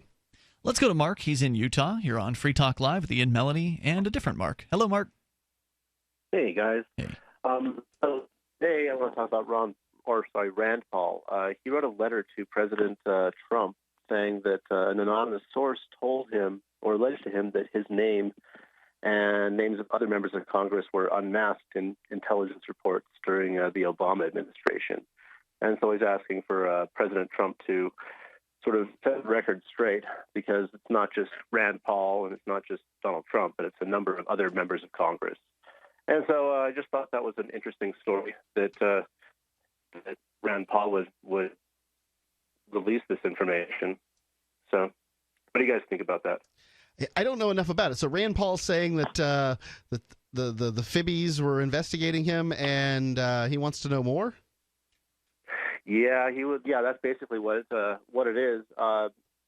He didn't reveal who his source was, but he did write a letter. And it's actually I'm on Zero Hedge, and it's actually got a copy of the notes to President Trump. And so I thought it was particularly interesting. Maybe it's not a topic there or a subject that you guys have read about or heard about yet. I have a subject on Zero Hedge. When the world's economy finally does fall apart, Zero Hedge will have predicted it, because they have predicted what they always do. Every single month for forever.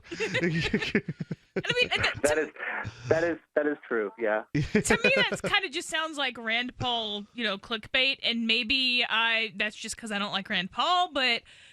So he's saying that he has a source who is able and willing to tell him that he was the focus of an investigation or the focus of, a watching, but not able to tell him anything else, and that he thinks he'll know more if he asks nicely. That doesn't make any sense to me. I kind of think people should walk around with the assumption that they're being watched, especially if they're public figures, and especially if they're political public figures. Mm-hmm. Political meaning, congressmen. Not, people who talk, not like us, but... Oh, we're being watched. Well, yes, we're being watched. And Everyone should assume that. But, I mean, I always kind of thought it would be fun to look through my file, but they're not going to give you your file. Like, I'm not sure what he... You could do a FOIA request. Yeah, and they're going to tell you that it doesn't exist, even if it does. Some people have gotten some information. I mean, some of it might be redacted, so you may not get the whole file. I mean, if I just want like a black piece of paper, I guess I can do a FOIA request for my NSA file. But it's not going to accomplish anything other than you getting attention for yourself. Mm-hmm. I mean, people know about the NSA, so that's done. Like it just seems like Rand Paul wanting attention. I mean, I'm sure he has an NSA file. I'm sure that a lot of people have an NSA file. Does he think that they're gonna? I mean, this. Why do you this hate Rand Paul, Melanie? What? Why do you hate Rand Paul so much? Because he pretends to be a libertarian. No, he doesn't. I've never heard him say libertarian. No, he doesn't. He's a Republican. You know what? Rand Paul scares me. Why? Because your parents can be Ron Paul, and I forgot his wife's name, but they're like super, hardcore Rose? Anarchists who did a lot of activism for anarchy, and then your child can end up being Rand Paul. I see what and you're that saying. is really Yeah. scary to me. Yeah. The apple did fall far from the tree. Yeah. And Rand Paul is a huge disappointment. But every now and then he does something right up there in Congress. He probably does something right a little more often than everybody else in Congress, but I think that ain't Rand saying Paul much. is attempting to do what has the same goals his father did. Could've fooled except me. He is trying to work within the system, as it were, and the So system. that means compromising his principles. The system has fail safes in order to crush you if you want freedom. The system is not about freedom. If you want freedom, it's going to suck your soul. Ron Paul worked within the system and managed to stay principled and ran for president and actually stuck through the primaries instead of dropping out like a wussy. Ron Paul got elected, and that's all he did within the system. He got elected like a dozen times, and he got into the debates. Passed a bill, never co-signed a bill that passed, never successfully did anything. He successfully spread the ideas of liberty farther and wider than his son could ever dream to do. Then why would his son bother trying to do that if that has already been done? Why would his son not try to? It's not done. Well, because it's an ongoing process. Inverted the entire planet yet, so it's not done. Ron Paul did a lot of work. He's not finished. None of us are going to finish. Rand Paul has not done the work that Ian wants him to do, and I don't care about Rand Paul. Apparently, I didn't bring him up. I didn't bring him up. Developed opinion on Rand Paul. Because he ran for president, and people were talking about how great and pro-liberty he was, and I was saying, no, he's not. That's all. He's not. Go ahead, Mark. Anything else you want to share? No, not really. Hey, thanks for the call tonight, man. I appreciate it. The toll-free number here, 855-450-FREE. People wanted people like me to get on board with this guy. And I'm not going to get on board with somebody. Why would I support a GOP member? Right. Like, just to support a GOP member? I would have supported Ron Paul because he's principled and talks about, freedom and makes it understandable for people and has recruited countless people into this movement and has led them to become principled voluntarist folks. Yeah. More coming up here, Free Talk Live. Free Talk Live has partnered with Amazon, the largest internet retailer. Imagine a department store category, and Amazon has it. Books, electronics, office products, furniture, jewelry, automotive, toys, clothing, sporting goods, and dozens of other categories. Now you can shop and support Free Talk Live by entering Amazon through our website. Go to shop.freetalklive.com, and Amazon will send us a portion of your purchase. You're going to do the shopping anyway, so remember to enter through our site at shop.freetalklive.com. That's shop.freetalklive.com. Bitcoin.com recently reported Bitcoin transaction fees have increased by more than 1,200% since 2015. To many Bitcoin proponents, the current fee market is moving way too fast, making Bitcoin unusable for certain transactions. The fee market and slow confirmation times have also increased the tension concerning the block size debate. However, if there are wallets with low amounts of Bitcoin that can't cover the fees, they become virtually unspendable. Learn more at news.bitcoin.com. That's news.bitcoin.com. Attention business owners and independent contractors. This is a money-saving message from Tax Mediation Services. If your business owes $20,000 or more in taxes, we can help you today, right now. Listen, dealing with the IRS is no picnic. It's an intimidating and extremely stressful process, and you don't want to go it alone. Our attorneys know every law, every tax break, and every possible opportunity to help you resolve and reduce your tax debt. And if you owe more than $20,000, you may be at the top of their hit list. So don't take your tax debt lightly, because it will not go away on its own. The IRS can seize your bank accounts, your home, and even shut down your business. Call our tax experts today at 1-800-765-9681 and let us deal with the IRS while you focus on your business. That's 1-800-765-9681. Again, that's 800-765-9681. Understanding your credit score is the first step towards managing and improving it. This is Charlie Sundstrom with your Van Dyke Mortgage Minute. The most influential component of your credit score is your payment history. Almost equally as important is the amount you owe on credit accounts. Also impacting your score, but to a lesser degree, are the length of time you've utilized your credit, the number of new accounts, credit inquiries, and your various types of credit accounts. To help achieve or maintain a healthy credit score, have a system set up to assure your bills are always paid on time. Don't max out your cards. It's better to have a high credit limit with a low balance. Never close old accounts. The age of these can actually help your credit score. But don't be afraid to use your credit. You need several accounts in order to have a credit score. Just keep the corresponding payments within your means. For your mortgage pre-approval and refi needs, start by visiting VanDykeMortgage.com. Corporate NMLS 3035. Van Dyke Mortgage is an equal housing lender. Charlie Sundstrom, NMLS 134251. Did you know you can watch Free Talk Live during our live shows 7 days a week from 7 to 10 p.m. Eastern via our studio cams at cam.freetalklive.com? Plus, you can chat with other listeners while you watch, all totally free. Now that our live video stream is hosted by YouTube, our video archives will be online even faster. So be sure to subscribe to our YouTube channel. Listen, watch, and chat all free at cam.freetalklive.com. That's cam.freetalklive.com. We've all heard about blockchain assets like Dogecoin, Ether, and Ripple. Bitcoin isn't the only player in the blockchain game any longer. And for those of us wondering how to get our hands on these digital assets, finally, there's a solution. Shapeshift.io allows you to buy and sell between your digital assets and Bitcoin instantly between your own digital wallets. I've used it with ease. Shapeshift.io. There's no account or email address needed. You send them the crypto you want to sell. They send back the crypto you want to buy. It's that easy. Shapeshift.io.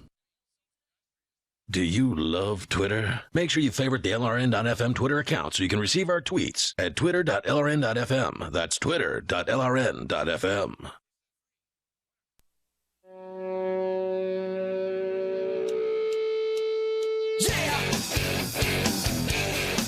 It's Free Talk Live.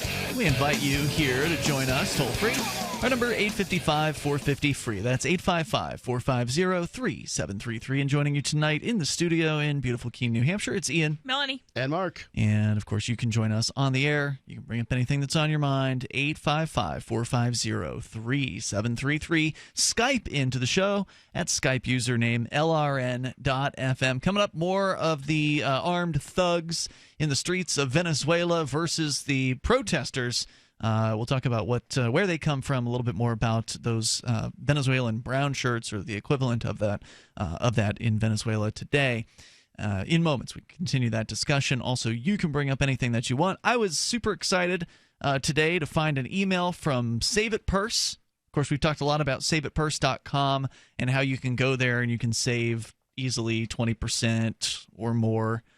Or less. You decide what discount you want. Yeah, you can save less if you want. You can save up to 33%, and the higher the discount, the longer it might take to get your purchase made for you, because what you're doing is you're putting things on a wish list, and then you're inserting that into saveitpurse.com. You select your discount, and then it goes up into a marketplace of people who essentially want to buy it for you because they want to get your Bitcoin. That's the key with Save It Purse. You can't use dollars. You can't use the Federal Reserve note. You can't use fiat currency, as we were talking about earlier tonight.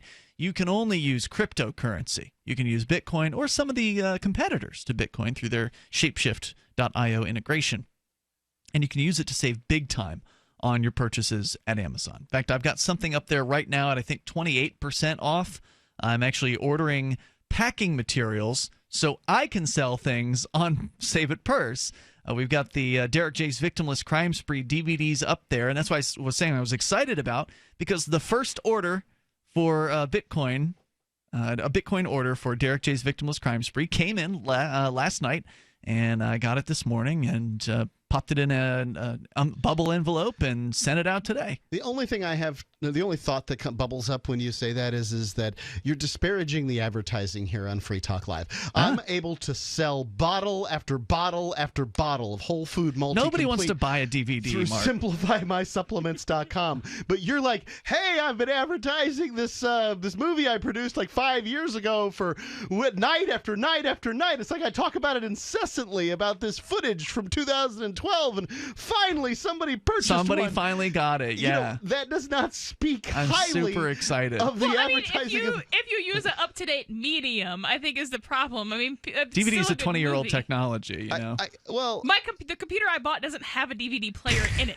I'm just saying that, like here, Free Talk Live is an ad venue, and when you talk about it in that capacity, not everybody's necessarily knows that, Mark, how else am I supposed to let people know that there's a DVD of Victimless Crime Spree available for Bitcoin? By saying that? Just don't say, I just sold my first one. Well, I'm excited about it because I've never sold anything on SaveItPurse.com before. And this is my first time doing the Save It Purse merchant thing because, again, you can get things there that are not through Amazon. So anybody who has something to sell. Purse is trying to compete with eBay, basically, and they've got lower rates as far as, what you have to pay them to list your items and things like that. And so I'm experimenting with that, and I was really happy to actually see what the process was like to be a seller. So now I know what it's like to go through that. So I won't do it every time, Mark. I just was talking about it tonight because I've now sold something at SaveItPurse.com. I've been a buyer at SaveItPurse.com forever. I've been, for 2 years, I've been buying things through that website, and now I've sold my first item. So very excited about that. So if you want to get your copy of Derek J's Victimless Crime Spree, you can go to bitcoin.victimlesscrimespree.com, or you can just search for it at SaveItPurse.com. It's $9 plus a little bit for shipping, and $9 worth of Bitcoin, of course, because you can't buy it with credit card or with PayPal yet, but that's coming. We're going to have an eBay listing up soon, probably sometime this week, likely. So for those of you who still want to get old media like DVDs, because some people still do have DVD players, like anybody with PlayStation, for instance, you can still play DVDs in those things, and DVDs are still fairly prolific out there. They're just falling off in popularity. They're just not what they used to be. Because a lot of people are on the Netflix and all that, but we can't get on Netflix. It's not easy to do that. You can't just call up somebody at Netflix and say, hey, I'd like you to add my movie. It doesn't work that way. So victimlesscrimespree.com or go to bitcoin.victimlesscrimespree.com. Let's go to Ralph in New Jersey. You're on Free Talk Live. Hello, Ralph. I'd like to talk about the election in France and how El Negro Animal has influenced that election by endorsing Can you please call him Barack Obama? In France. Emmanuel Macaroni. Can you please call him Barack Obama so everybody knows who you're talking about? I really can't, because the man is a wild individual. How about you just say Barack Obama the animal, okay, or something like that. That way people who are listening for the first time tonight... Don't say the animal. Say the animal. Wait, so are you admitting that he's the only one because calling him an animal is distinguishing enough to know who he is? No, he will never admit that. At the very least, Miss Thing, and I'm talking to, to Miss Thing here, right? You're keeping it real. You're not Rachel Dolezal, at the very least. That much I can say about you. Okay? Now, that being Was said, that a compliment? Okay? Oh, it is. It is, as a matter of fact. It has to be taken as such. And the next thing I want to talk about is the attack of this historical landmark in New Orleans, okay? As you very well know, Mark, okay, we talk about a democratic plantation. You can get any perfect example of a democratic plantation than New Orleans. You got the white guilty on one hand, and then the black victims. The black what? Victims. Victims. Okay. Victims. Right. A lot of them are victims of NOPD. and you know you have and you know they exploit the emotion and passion of black by pointing out this historical landmark we shall include is a racist. It goes back to the Is that your black guy impression? I wish you'd use that voice all the time because I understood it a little better. Whatever you take that as being, but nevertheless, what I'm trying to say here is this. Okay? I'm waiting with bated breath. Wait no more when you made it wait. What I'm trying to say here is, you have indeed the white guilty pushing their agenda of black victimhood, okay, and stirring up the emotion and passion. And now we see mayhem and chaos all over the city of New Orleans over this. Now, I understand perfectly well that human bondage or slavery is an ugly chapter in the history of our country. That I get, okay? Okay, so you're not in favor of slavery. I'm not, no. You're not? Okay. Of course not. All right, Because we finally agree on something. Right, but let me say this. When I heard Raymond Arroyo on the Laura Ingram program today, and Raymond is a native of New Orleans, okay, say something about the cause of racism in this country is slavery, it looks like blacks cannot be racist. This is not a one-way deal, people. Wake up already. You got David Horowitz on another radio program, the Bailey Cunningham program, saying black racism is rearing its ugly head in this America right now. Of course there are black racists. There are racists of all types So of... let's call them out. Once and for all. I got better things to do than call people out as being racist. We've got all kinds of interesting things to talk about, you know? That to me is not interesting radio. Yeah, to me, the last thing I want to talk about is the amount of melanin in someone's skin. If I'm talking about serious stuff, I don't mind joking with my friends about particular ethnicities or whatever that might be. If that's the joking that you like, then let's go for it. But as far as sort of real stuff, there's white racists, there's black racists, and I hope not to deal with most of them most of the time. I'd like to avoid that.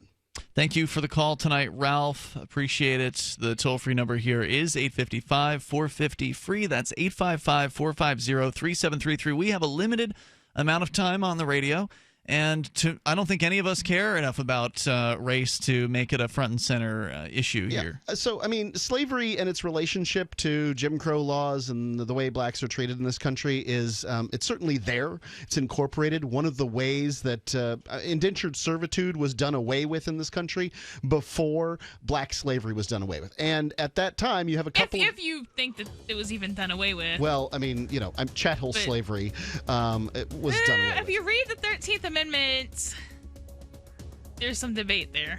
Well, I understand that citizenship is a form of slavery, but I'm talking about somebody with a lash, making you pick produce. That's a different form of slavery than I care to be involved in. Right, but the 13th Amendment didn't abolish slavery; it monopolized it. 855-450-FREE. This is Free Talk Live. Do you need a website for your blog or new business? It can be pretty intimidating on your own, and that's why Free Talk Live has partnered with HostGator, one of the top hosting companies. HostGator offers a simple one-click, easy installation for WordPress, 24/7 over-the-phone or live chat tech support, and a very intuitive, user-friendly control panel that puts the power of creation back into your hands. Go to HostGator.com/FTL and you'll get 50% off of their regular hosting prices. 50% off. HostGator.com/FTL. What do you shop for that you could otherwise buy at Amazon? Pretty much everything, right? Amazon has competitive pricing and they deliver, and that's a big plus. If you could plan ahead in your shopping, would you be interested in saving up to 33%? There's a catch. You have to do your shopping in Bitcoin. But imagine those savings. It's like a huge raise. All you have to do is go to saveatpurse.com. We've saved thousands, and you can too.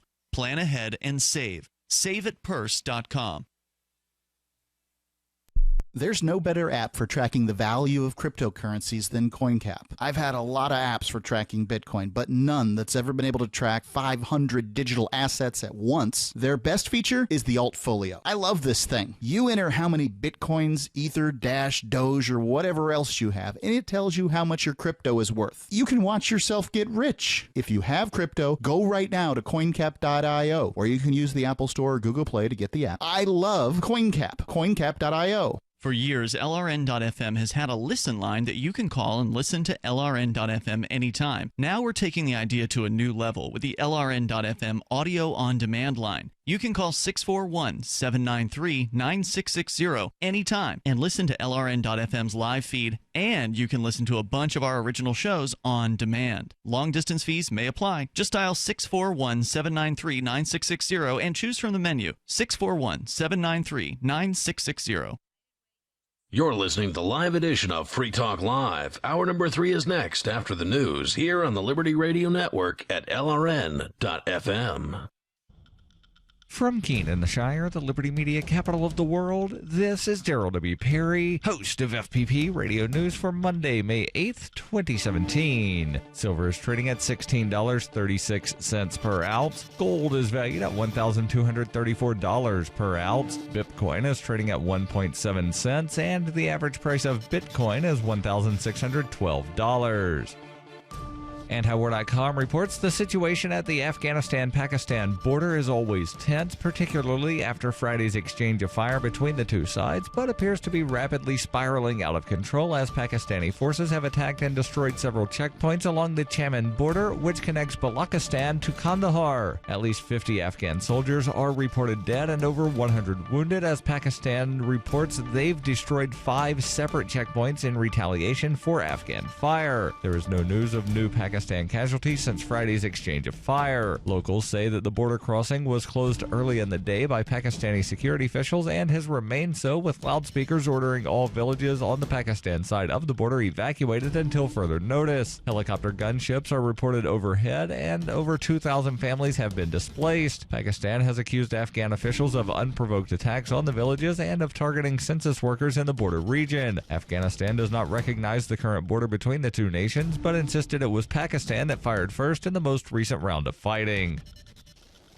For nearly 40 years, Roberts & Roberts Brokerage has been a trusted source for buying and selling precious metals like gold and silver. They also take Bitcoin for precious metal purchases and have permanently removed the minimum purchase amount for all orders paid in the digital currency. Call Roberts & Roberts today for knowledgeable advice on buying and selling precious metals and a forward-thinking approach to new technologies. 800-874-9760 or visit online at rrbi.co.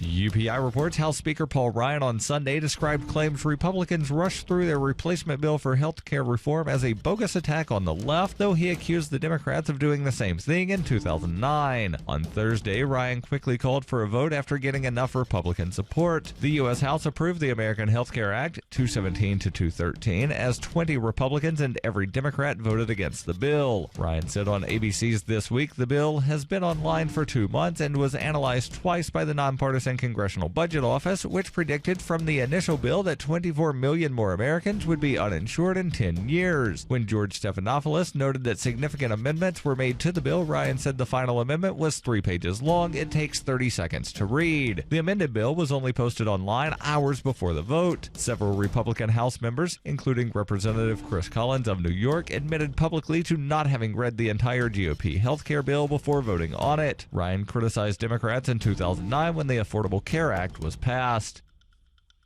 Are you an advocate for free market money? Do you promote Bitcoin as an alternative in a fiat-centric world? Then you need Spendabit in your arsenal, the search engine for things you can buy with Bitcoin. Spendabit aggregates millions of products from thousands of Bitcoin-enabled merchants. Keep your money in the free economy. Visit spendabit.co today. Bitcoin merchants, ask about our merchant suite to reach even more customers. Spendabit.co.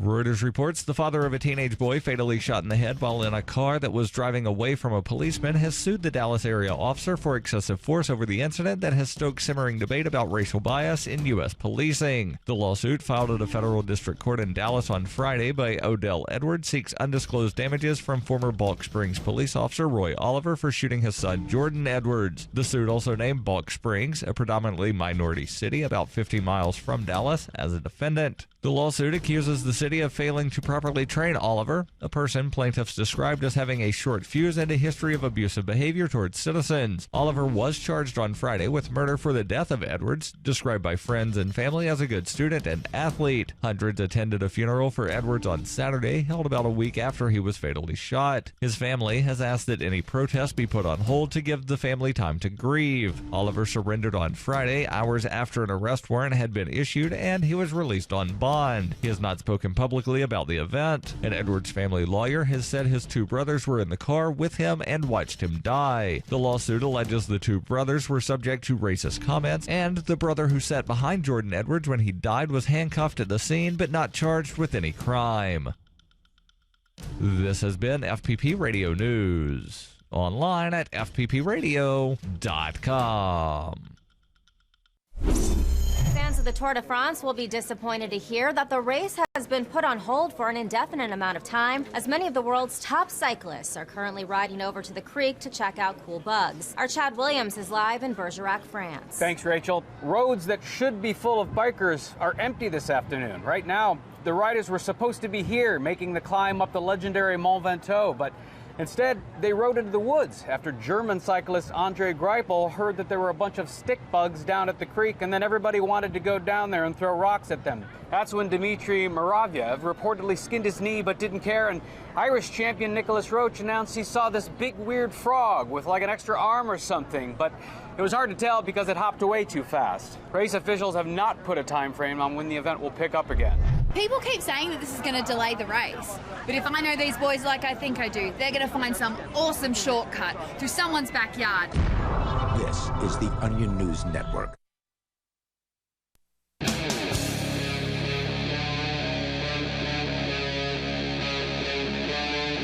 Free Talk Live.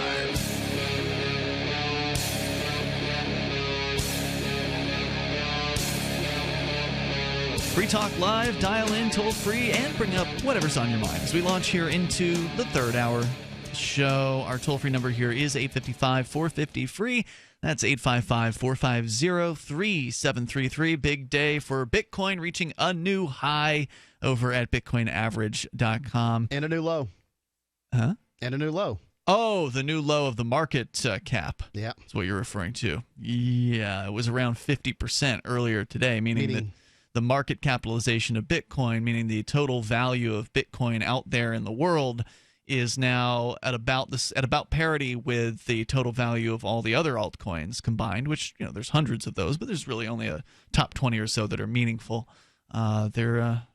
Times are changing out there in the world of cryptocurrencies. So we got some good news, we got some bad news here on Free Talk Live, and with you tonight it's Ian, Melanie, and Mark. To bring you up to speed, in the very first hour of the show, we started out by talking about the armed bands of thugs in Venezuela who've been just shooting people. They shot a doctor in the back who tried to get through a blockade that they'd put up at a hospital. These thugs are working with the government in Venezuela. They've been basically given not only just the blessing allowed to exist by the government there, but they've been given weapons by the Maduro administration in Venezuela. All of this happening in the sort of the time frame more recently here, where you've got hundreds of thousands of people who've taken to the streets to protest the status quo there. But these groups of thugs, the what do they call them?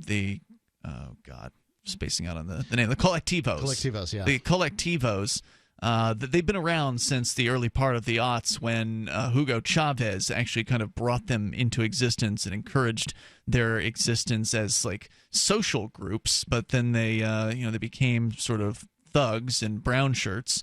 And they're talking about kind of the history of this. He conceived them as social organizations to advance his vision of a socialist revolution to transform Venezuela's poor neighborhoods.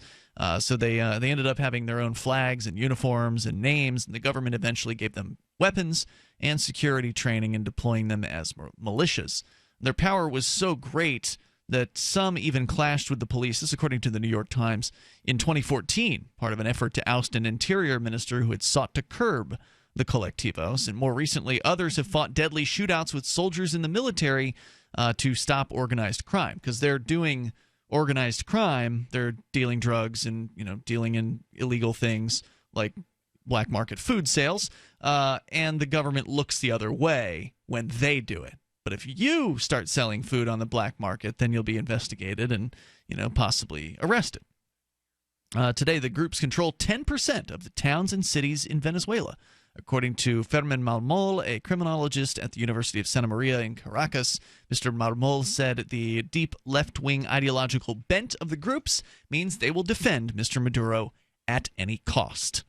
Quote, if tomorrow... He's the one who gives them the ability to exist. That's right. Quote, if tomorrow the revolution loses the presidency, the Collectivos will immediately change to urban guerrilla warfare, said the criminologist.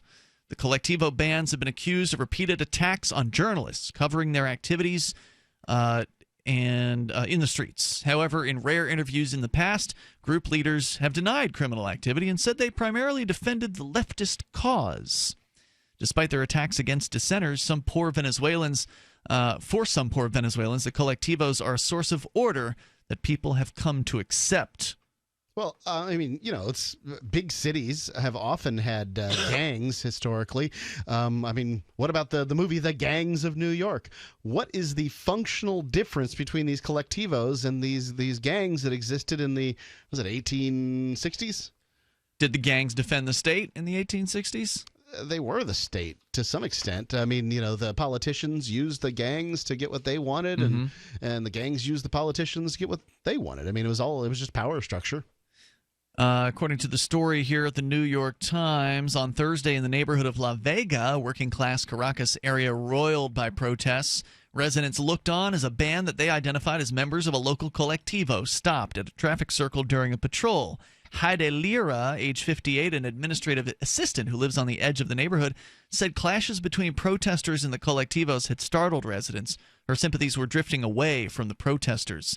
She said, "You don't push out a government this way." Well, how else are you supposed to do it? Really. I don't like the results of these protests. They've canceled the elections, so how are you supposed to get rid of the government? Well, you kind of can't get rid of a government in a place where you're not allowed to have guns. Indeed. Well, they're trying their best, right? They're in the streets. They're, chanting. They're occupying. They're letting it be known. They're, pounding on pots and pans. None of those things are going to make the oppressors be like, oh, that's annoying. They're blocking traffic. I'll go. Well, eventually they'll set fire to buildings. We saw that happen in the Egypt Arab Spring. That might accomplish something, right. But protesting is an educational tool, not an overthrow the government tool.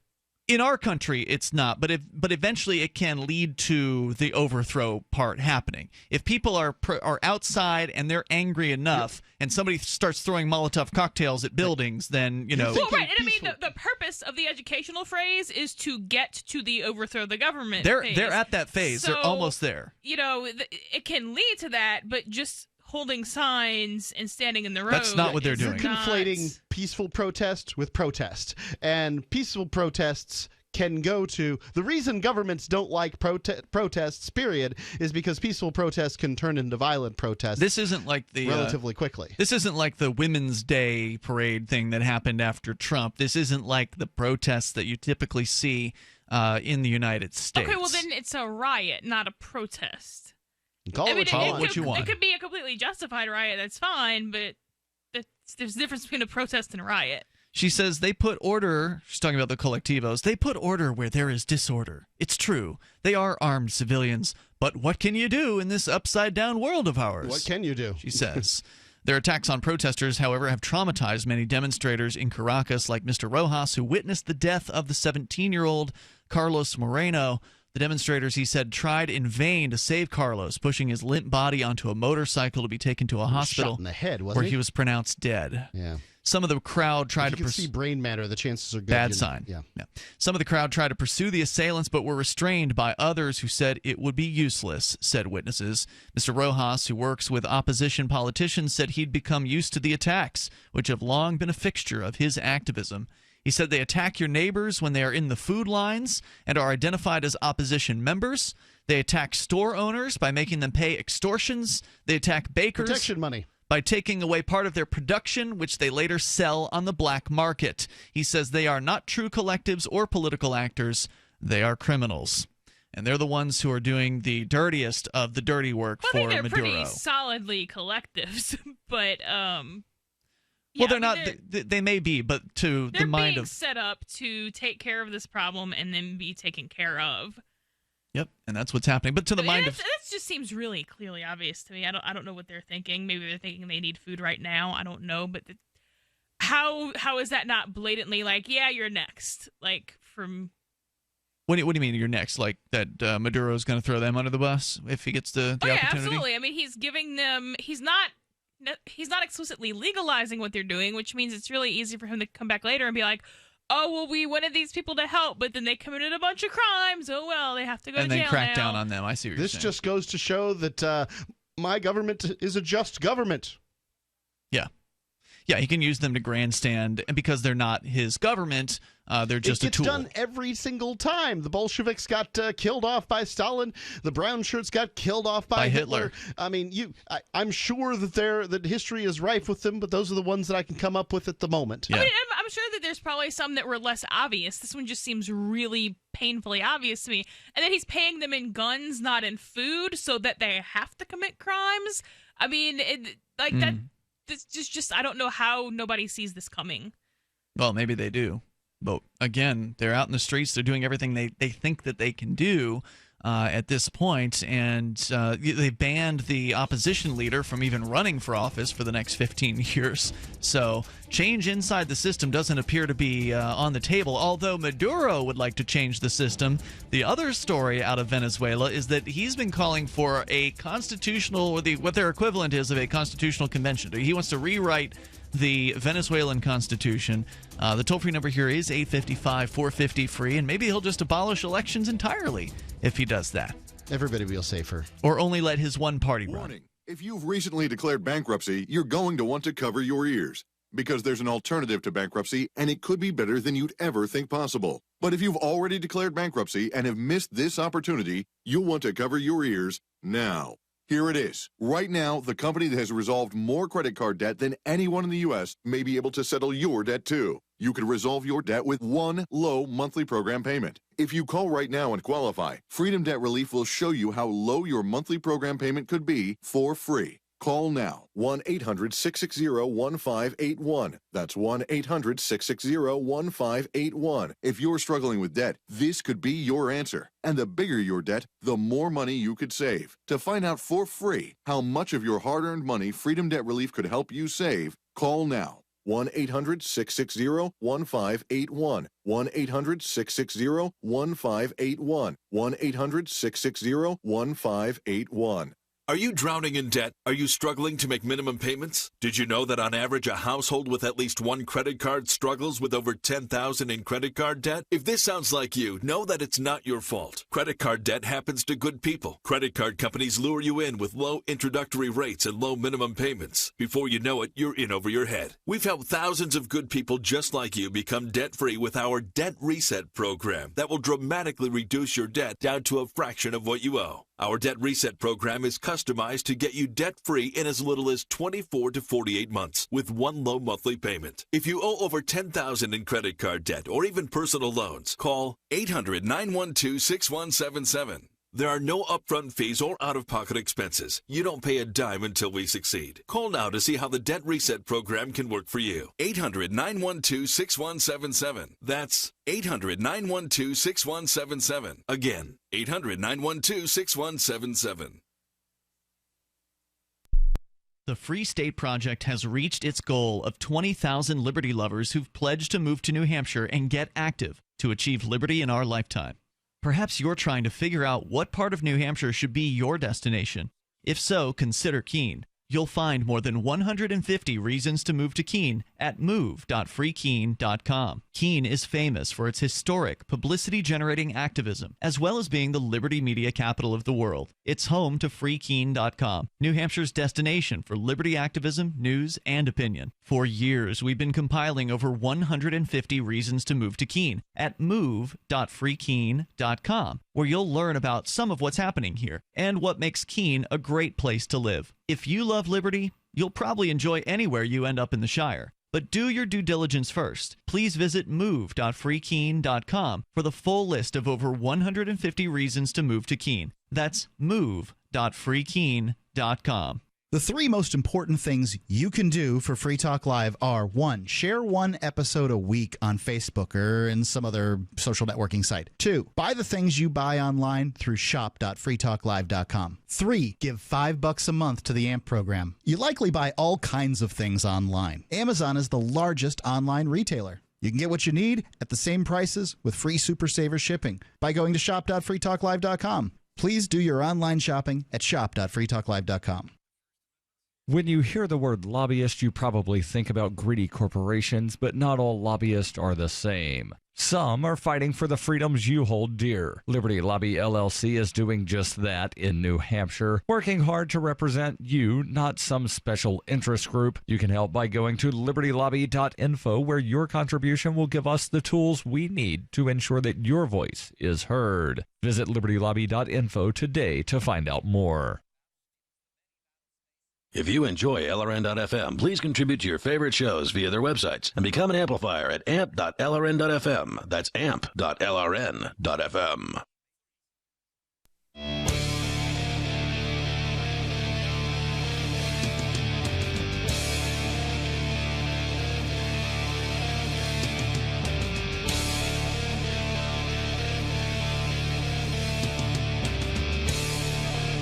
Free Talk Live, dial toll free, bring up anything you want.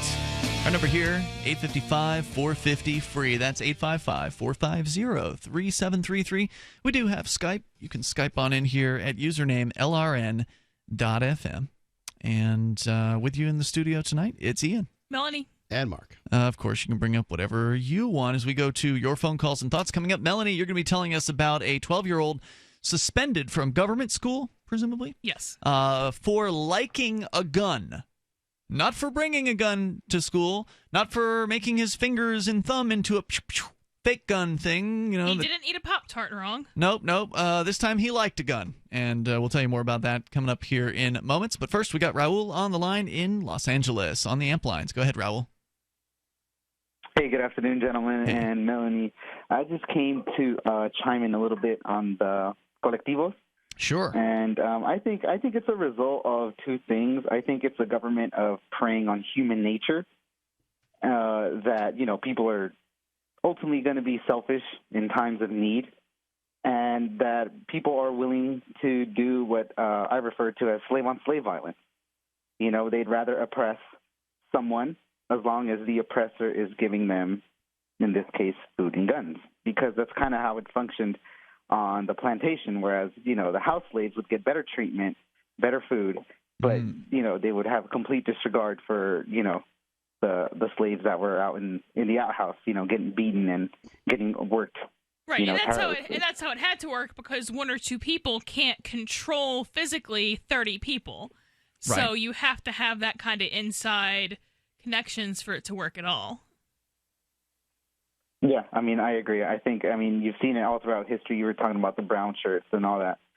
Right, and if they can control those people by using these thugs who they don't have to pay, you know, they just allow them to get away with committing crimes so they can support their activities that way, then that's, you know, there's no budget that they have to assign. They've successfully been able to control more people without having to spend additional government money. But in situations like this, when you have kind of a limited useful life, whereas a slave on a plantation knew he was probably going to live out his whole life, he'd seen other people live out his whole life doing that kind of job, that makes a little bit more sense, at least from a completely pragmatic standpoint, than this is a limited time use kind of function. You're getting a job where you're highly disposable.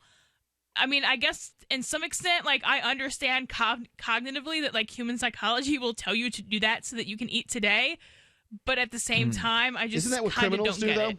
I mean, criminals take limited time jobs in the hopes that they can make so much money and do so well in the short term that Right, but it's not a limited job where you're guaranteed to die at the end. I guess not. I mean, I don't think that they think of themselves as guaranteed to die because they're probably not students of history. Raul, more thoughts? Go ahead. Well, I mean, that was kind of all that I wanted to just chime in about, the Collectivos. I just had a question about, for you gentlemen, since you guys were at last year's Hempfest. I was on Facebook, and someone told me that Hempfest wasn't all that great. I'm currently planning a trip to go back to New Hampshire for Hempfest because I missed the first one, but I don't know. I was asking around people on Facebook, and they were saying that it just wasn't all that great. So, Well, I'm just wondering if... what does that mean, that it wasn't all that great? If you love music, Hempfest was awesome. If you love, kind of the idea of a Hempfest, of it more of a kind of a hippie festival than a libertarian camping festival, then Hempfest was exactly what you expected. I had fun. We did a libertarian outreach booth the entire time. We broadcast the show. It was just as good of a show as we had at Porkfest. The people that said this, have they gone to Hempfest? I mean... I believe so, yeah. I believe the two individuals that told me, yeah, they were there. Okay. I don't know how they got that information, but, everybody has their own festival, right? Mm-hmm. Like, 1,000 people go to a festival. Every one of them has their own unique experience. I didn't pay for the event, but I enjoyed myself while I was there. There were plenty of libertarians who were there. A lot of the same faces from the Porcupine Freedom Festival. I would say they weren't more than 5% of the attendees, but they were there. I thought it was a great festival. The food was good that they had. There were the food was great. It was better than the food was better than Porkfest. A lot of vendors. A lot of them were open late too, if I'm recalling correctly. A few of them, more of them were open late at Hempfest than were at the Porcupine Freedom Festival. I mean, it is what you make of it. And so there are, of course, other options. There's Somalia Fest, which is coming up right before the Porcupine Freedom Festival this year. So for those that don't want to attend Porkfest, there are other alternatives. So there's the Hemp Fest, which comes up in late August, and then there's Somalia Fest, which is happening for the first time this year. Yeah, Somalia Fest got its name because people are always telling libertarians to move to Somalia, so therefore we're having Somalia Fest, where we can all move to Somalia. Most of us don't actually qualify to immigrate to Somalia, though, because I looked into felt it? like being annoying one day and looked up the immigration. The ones I can find in English, I don't qualify to move to Somalia. So. What are the qualifications? Be rich. Okay. I would be interested. If you were rich, why would you want to go to Somalia? I would be interested. I don't know, to be obnoxious. In hearing Raul, what it was that the people specifically didn't like about Hempfest. Like, if it wasn't great, well, what about it wasn't great? Because the bands were great. I mean, the Hempfest was and presumably will be again. They're changing the name of it this year. It's the New Hampshire Cannabis Freedom Festival. Kind of a slightly different focus, but it's still just going to be, as I understand it, bands. That's ultimately what Hempfest was. It was just like nonstop bands with an occasional speech in between it. Wouldn't you say, Mark? That's a pretty accurate statement. Yeah, I mean, the band started at like 10 o'clock, 11 o'clock every morning. Give people enough time to sleep in somewhat from the night before, and they went till the early 1 o'clock or I don't think the bands went that late. All right, well, 11 to midnight or something like that, somewhere in that range. I mean, it was all day long, different types of music as well. So if they didn't specify what they didn't like, then it's not really much of a critique, is it? Yeah, well, yeah, that's true. I mean, like I'm telling you, I want to go because Robert Matthias, he posted some stuff on Facebook, and it seemed pretty fun. He's working on a crowd. Rob Matthias, former host on the Rebel Love Show, he filmed a documentary, was recording footage the whole time there, and he just posted on Facebook I think this week that he's almost done, that he's working on the credits of that documentary. I know he was hoping to have it out last month, but it's hard to get things done on time when you're trying to make a creative work like a big full-length documentary process. And so that might be something worth waiting on and seeing what his documentary looks like, and that'll give you kind of a peek into the video footage of what it was like. I can tell you a lot more topless ladies and a lot more good-looking topless ladies were at HempFest. That was a nice thing. So there you go. That's my review for you, Raul. And Somalia Fest, I think, is going to be interesting as well. It's the first time out for it, so we don't know what to expect. It's probably going to be a whole lot more low-key, just more of a camping, several days camping with libertarians, which is going to be fun in its own right, but it won't be in any way like a party, music fest like Cannabis Fest is. So thanks for the call tonight, man. I appreciate it. More coming up here. It's Free Talk Live. In these uncertain times, it makes sense to have a sustainable backup method to cook food and boil water. If your current plan includes using a fuel-burning stove or cooking over an open fire, then there's a much better way. The Minuteman Rocket Stove is a biomass-burning cooking stove that only requires small quantities of sticks and twigs for fuel. The Minuteman Stove is easy to use, smokeless, portable, powerful, and sustainable. For the finest in survival cooking stoves and fire starters made right here in the USA, go to MinutemanStove.com. That's MinutemanStove.com. Homeowners have much more to worry about than just making their mortgage payment. Can you afford to repair or replace your air conditioning when it stops working this summer? Or worse, a major plumbing problem? With National Home, you can say goodbye to repair bills. If you own a home, you could stop paying for these costly repairs. Best of all, call now to get 1 month of repair coverage for free. Get total protection for your home's major appliances and systems, so you have no more costly repair bills. Call 800-887-3022. That's 800-887-3022. 800-887-3022. This is Michael Dean from the Freedom Fiends radio show. I've run websites since 1996 and have used over a dozen web hosts in that time. AgoristHosting.com is the only one that hasn't broken my heart. Agorist Hosting's uptime and service is stellar, and their DDoS mitigation is the best I've seen. That's important because if you tell the truth in this world, you'll ruffle feathers. And some people will try dirty tricks to silence your voice. No matter what the haters hit us with, Agorist Hosting keeps our websites online. If you have a mission-critical commercial presence or a world-changing activism site, you cannot tolerate any tomfoolery. So go with AgoristHosting.com. And if you want to get your foot in the door with decentralized marketplaces, Agorist Hosting is now offering Open Bazaar hosting. Go to AgoristHosting.com. Click on the button that says Get Hosted. Agorist Hosting. That's AGORIST hosting.com. Are you sick of government lackeys who say you didn't build that? Are you tired of elitists who think you need a government permission slip for everything? Everything you do is an A to B conversation, and the government should see their way out of it. Create true free markets by adopting the BIPCOT No Government License. The BIPCOT No Gov license allows use or modification of any product, service, or software except by governments or government agents. Go to BIPCOT.org. That's Bravo, India, Papa, Charlie, Oscar, Tango.org.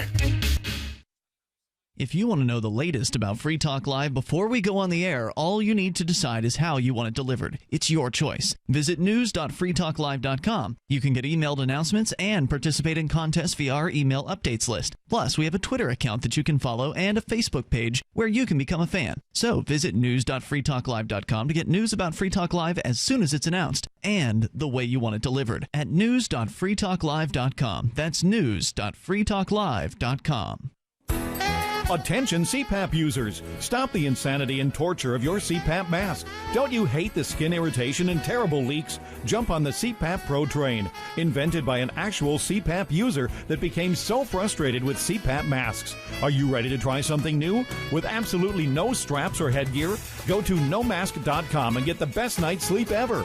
Free to Medicare patients. Go to nomask.com. That's NOMASK.com. If your home has hard water, then it's likely that limescale is clogging your pipes, damaging your appliances, costing you hundreds of dollars each year. You can eliminate limescale in the entire house with HydroCare products available at Wave Home Solutions. Easy and efficient with no maintenance, no salts, no chemicals, and no coils. And you can buy with confidence from Wave Home Solutions. Performance guaranteed. Just go to bestwater411.com. That's bestwater411.com. LRN.FM.com. You can put the Liberty Radio Network on the air in your area. Visit broadcast.lrn.fm to learn how. Broadcast.lrn.fm.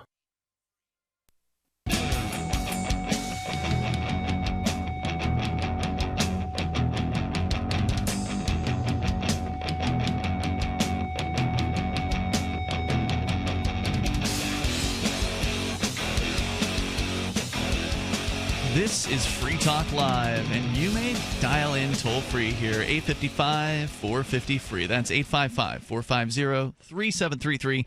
We've got Skype here, and you can Skype in at username LRN.FM. Tonight, in studio, it's Ian. Melanie. And Mark. Coming up, Melanie will tell us about a government school student, 12-year-old young man who was suspended for liking a gun on, Facebook? Instagram, which is basically Facebook. They own that. We'll get to that story here in moments. Your calls and thoughts are welcome, and you can bring up whatever is on your mind. Also, I do want to let you know about shop.freetalklive.com. When you go and get your Amazon shopping done through shop.freetalklive.com, a portion of your purchase price will go to Free Talk Live instead of going all to Amazon. So if you want to help us out and get the same great deals you're used to from Amazon, then you can do that at shop.freetalklive.com. As we go to your calls and thoughts here, Greg is in Brooklyn, New York. Greg, you're on Free Talk Live with Ian, Melanie, and Mark. Hello. Hey, everyone. I hope it's okay. I'm calling in more frequently. That's fine. I really enjoy your show. So I have a brand of libertarianism that I think is libertarian, but you sometimes may not agree. I care about spreading liberty, but I want to spread liberty to people who might not necessarily have a lot of money. And basically what I argue for and advocate is freedom from having to work. And I know that you guys say freedom from is not the same as freedom to, because negative rights are the real rights, and every other right is sort of like the government. I'm right? curious, before you go on, Greg, Melanie, have you talked to Greg before on this show? I don't know. Okay. So I'm curious to hear how Melanie will respond to you, Greg, because, we've certainly had this conversation about freedom from versus freedom to. You want people to have freedom from what? You want work, them, I believe is what he just said. Freedom from work. The ability Is to. that what you just said, Greg? Freedom from work? Yeah, for example, work. Having to work in order not to die would be a good one. So how are you gonna change the laws of physics? Well, why should the laws of physics have to do anything with that? Because if you don't create food, then you won't have any, and then you'll die. So how do animals live? They hunt things, I suppose. They draw food for photosynthesis. Animals don't have the ability to plant seeds and continue to grow. They plant products. seeds. Some do. Some animals do some pretty kind of basic, not necessarily farming like we would consider it as humans, but you mean like kind of pooping primitive seeds? They certainly farming. poop seeds. You can. The fact is animals will do just about everything that you say that only humans can do. No kidding. What animal plants seeds? I will have to look that up for you, but I'll remember look that something. Up. Sounds interesting. Greg, this is what my concern is that humans are creatures of incentives. They are not good creatures. They are not bad creatures. They are creatures of incentives. If the incentives are put in place for them to act in a good manner, then they will act in a good manner. If the incentives are put in place for them to act in a bad manner, they will act in a bad manner. So when you incentivize people not working, they will act in a slothful manner. Sloth is listed on the list of 7 deadly sins for a reason. Not because I believe in religion, but because we know that sloth stinks. What are you going to do when you create a society where some percentage of people would rather just sit around and not do something? Well, I coined this idea of anti-libertarianism, and what I mean by that is everything that you say to defend, let's say, a rich guy who you don't want him to get taxed, I can say the exact same thing for the poor guy that you don't want. So if I could say the same thing, well, if we don't tax the rich people, then they're not going to give enough charity, and then elderly will not be able to survive. That's not the justification for libertarianism. Not stealing and not, killing and hurting other people is the justification for libertarianism. Yeah, I want poor people to be free from taxation. I think that it's the poor who are disproportionately hurt by taxes. A rich person can easily afford to pay taxes because they're rich, but a poor person, every tax is that much more of a burden on their life and makes life much more difficult. And, of course, the regulations also keep poor people from rising up above their station in life and creating businesses and being entrepreneurs and keeping them poor. And let's say that I was rich. Just imagine for a second that I'm rich. What binds me to this notion of having to give money to poor people to not work? Where was this obligation created? Oh, forget not work. I'm saying, why, if you don't tax rich people, should they give enough charity to just make people survive? Why shouldn't people just die? Why do rich people have to give to charity for people to survive? Well, if there are resources in the society, right, and some people are just not getting those resources because maybe because their the job state was is automated. stopping them. Huh? Because the state is stopping them. Well, then there's probably not any people impoverished to the point of starvation if there's no state. Why not? Why isn't there a single person who is unemployed? Why is everybody able to get money? Because the state What's isn't the magic? stopping them by regulating their jobs out of existence and making their jobs illegal and taking the money from the jobs they do have and adding a 10% tax to their food bill. But I disagree that. So you're saying if there was no state, everyone would have a job, everyone would always have enough money. Anyone who wanted one would have a job, likely. Why? I think a lot more people would be self-employed because it would be legal. That's a But good why point. would they? Who would pay them though? Let's say Who you're a pays the person guy that standing on the used side to of the know- road with a sign? I mean, I don't understand why they do it, but I watched it happen today. Somebody stands out the road to the side of the sign, and people give him money.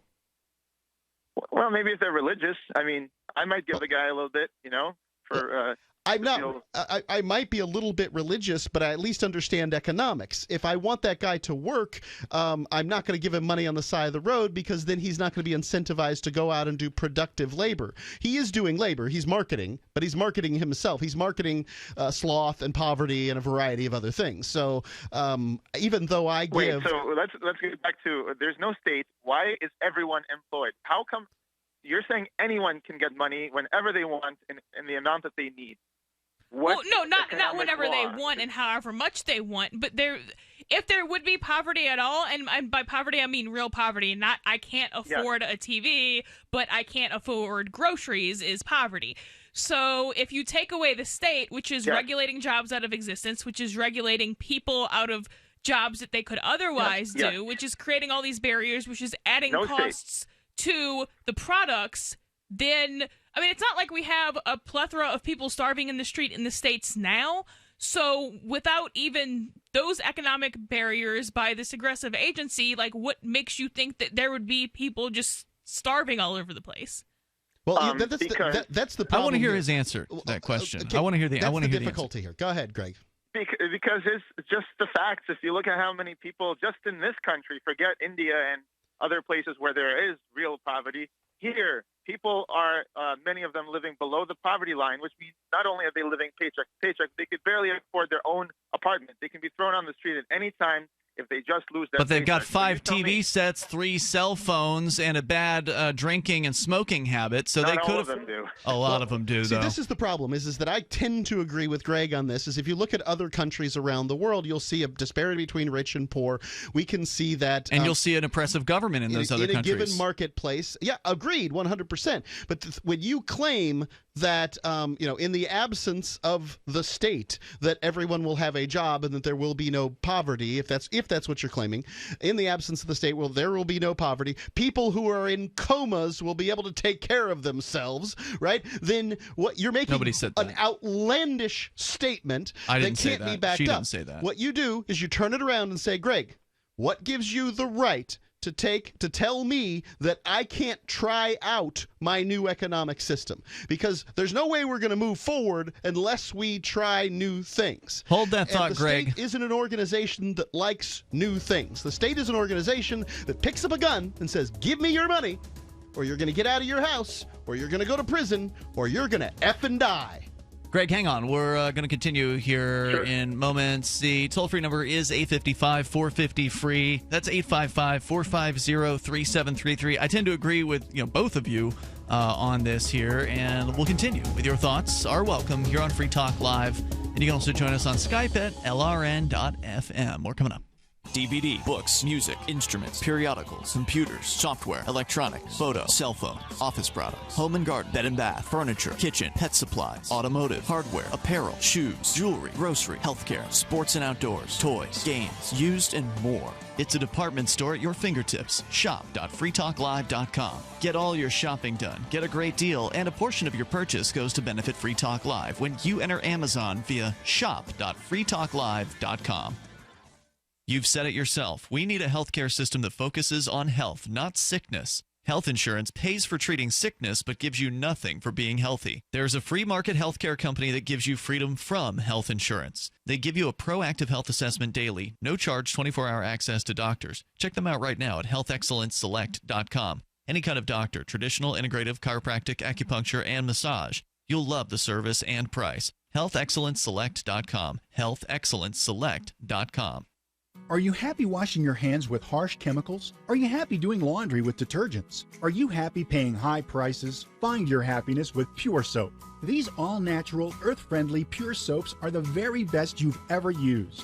Buy in bulk. Get a 12, 36, or 48-month supply. Or get items individually and still save big. You're getting soap products twice as good as what you're using now. Earth-friendly and natural soaps. Your family deserves the best. Happiness is 5starsoap.com. Why not put your money up the drain for a change? See them at 5starsoap.com or call 1-800-340-7091 for a catalog. Cal Ben Soap Company can save you thousands of dollars and give you good old-fashioned real soaps that are triple concentrated. Soaps made from vegetable and coconut oils. See their full selection of soaps at 5starsoap.com. That's F-I-V-E starsoap.com. Or call 1-800-340-7091 for a catalog. We've got Today Now's medical expert, Dr. Kareem Mazari, here to give us some tips on how to convince a stubborn little guy to take off his Spider-Man costume and start wearing normal clothes so people don't think he's a weirdo. And also joining us is my son Spencer, still dressed as Spider-Man. Spencer? Hi, Mom.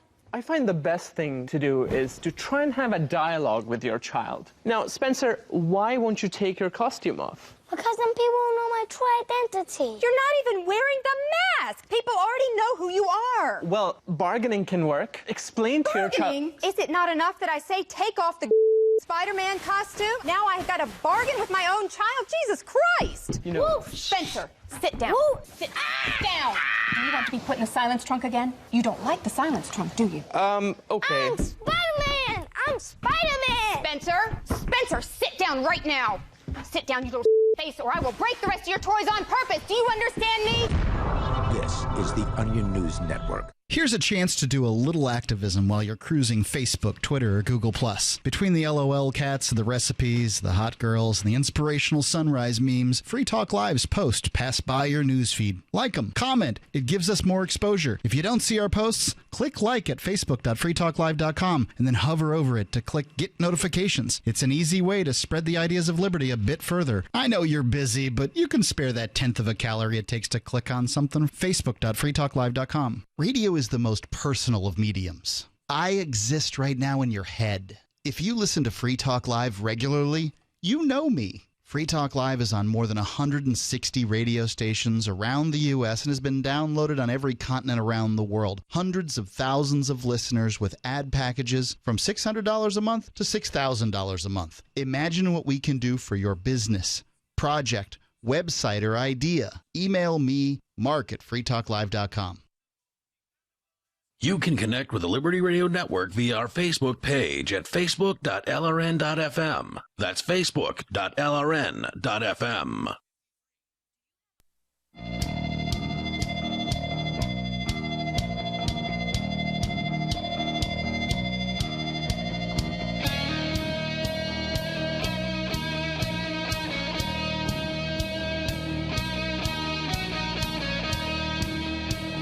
This is Free Talk Live. Moments remain. Enough time for you if you dial in now. Our number is 855-450-FREE. That's 855-450-3733.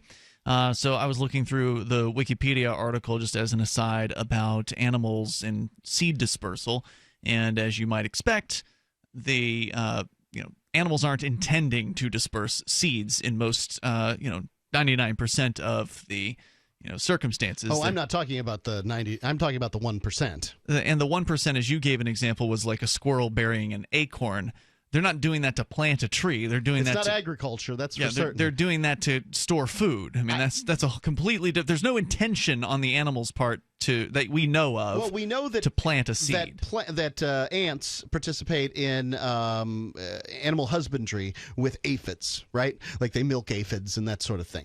So I didn't know that. No. Well, yeah, ants will farm aphids basically. Yep. Huh. Now, I don't. In the moments that I looked online to try to find this, I couldn't find an example of animals doing agriculture. All I'm saying is that as soon as you say, well, this is what separates humans from animals, then some animal's going to show you up. I mean, at this point, I don't think any one of them, there's no chimpanzee that's flown a 747 Boeing, but we'll probably jump to computers before we ever need the chimpanzee to do it, but it won't take too long. I didn't make the statement that that's the thing that separates animals from humans. I think humans are animals. So, we're more advanced in a lot of ways than most of the animals. You said something like animals don't plant seeds. Yeah, generally they don't. Yeah, they don't have the intention to, I mean, generally, to farm. humans don't plant seeds either, to be fair. Well, farming humans do. Yeah, I get what you're saying. That's they because did we at one point. Right, we have diversification of labor. Anyway, let's go back to the phones here. And also, if you want to join us online, you can. You can go to freetalklive.com. And please join the AMP program. It's $5 a month. And it makes a huge difference for us when you do it. It is, we're at around $2,900 a month right now, and that's been dropping over the years. So please, if you've been holding off, you feel like somebody else is going to take care of it for you, we need your help. We need you to go to amp.freetalklive.com because your AMP dollars help us get the message of liberty on more radio stations. And while I wish there were another dozen shows that are doing what we're doing, there aren't. Free Talk Live is singular in its position in the industry. And we can be on more stations. We just need more ability to market the show. So please help us add new abilities to market rather than having to cut them, which is what we're going to have to do if we keep losing money from the AMP program. And I'm not looking forward to doing that. So please go to amp.freetalklive.com and contribute. It's $5 a month. Any major credit card through PayPal, also Bitcoin.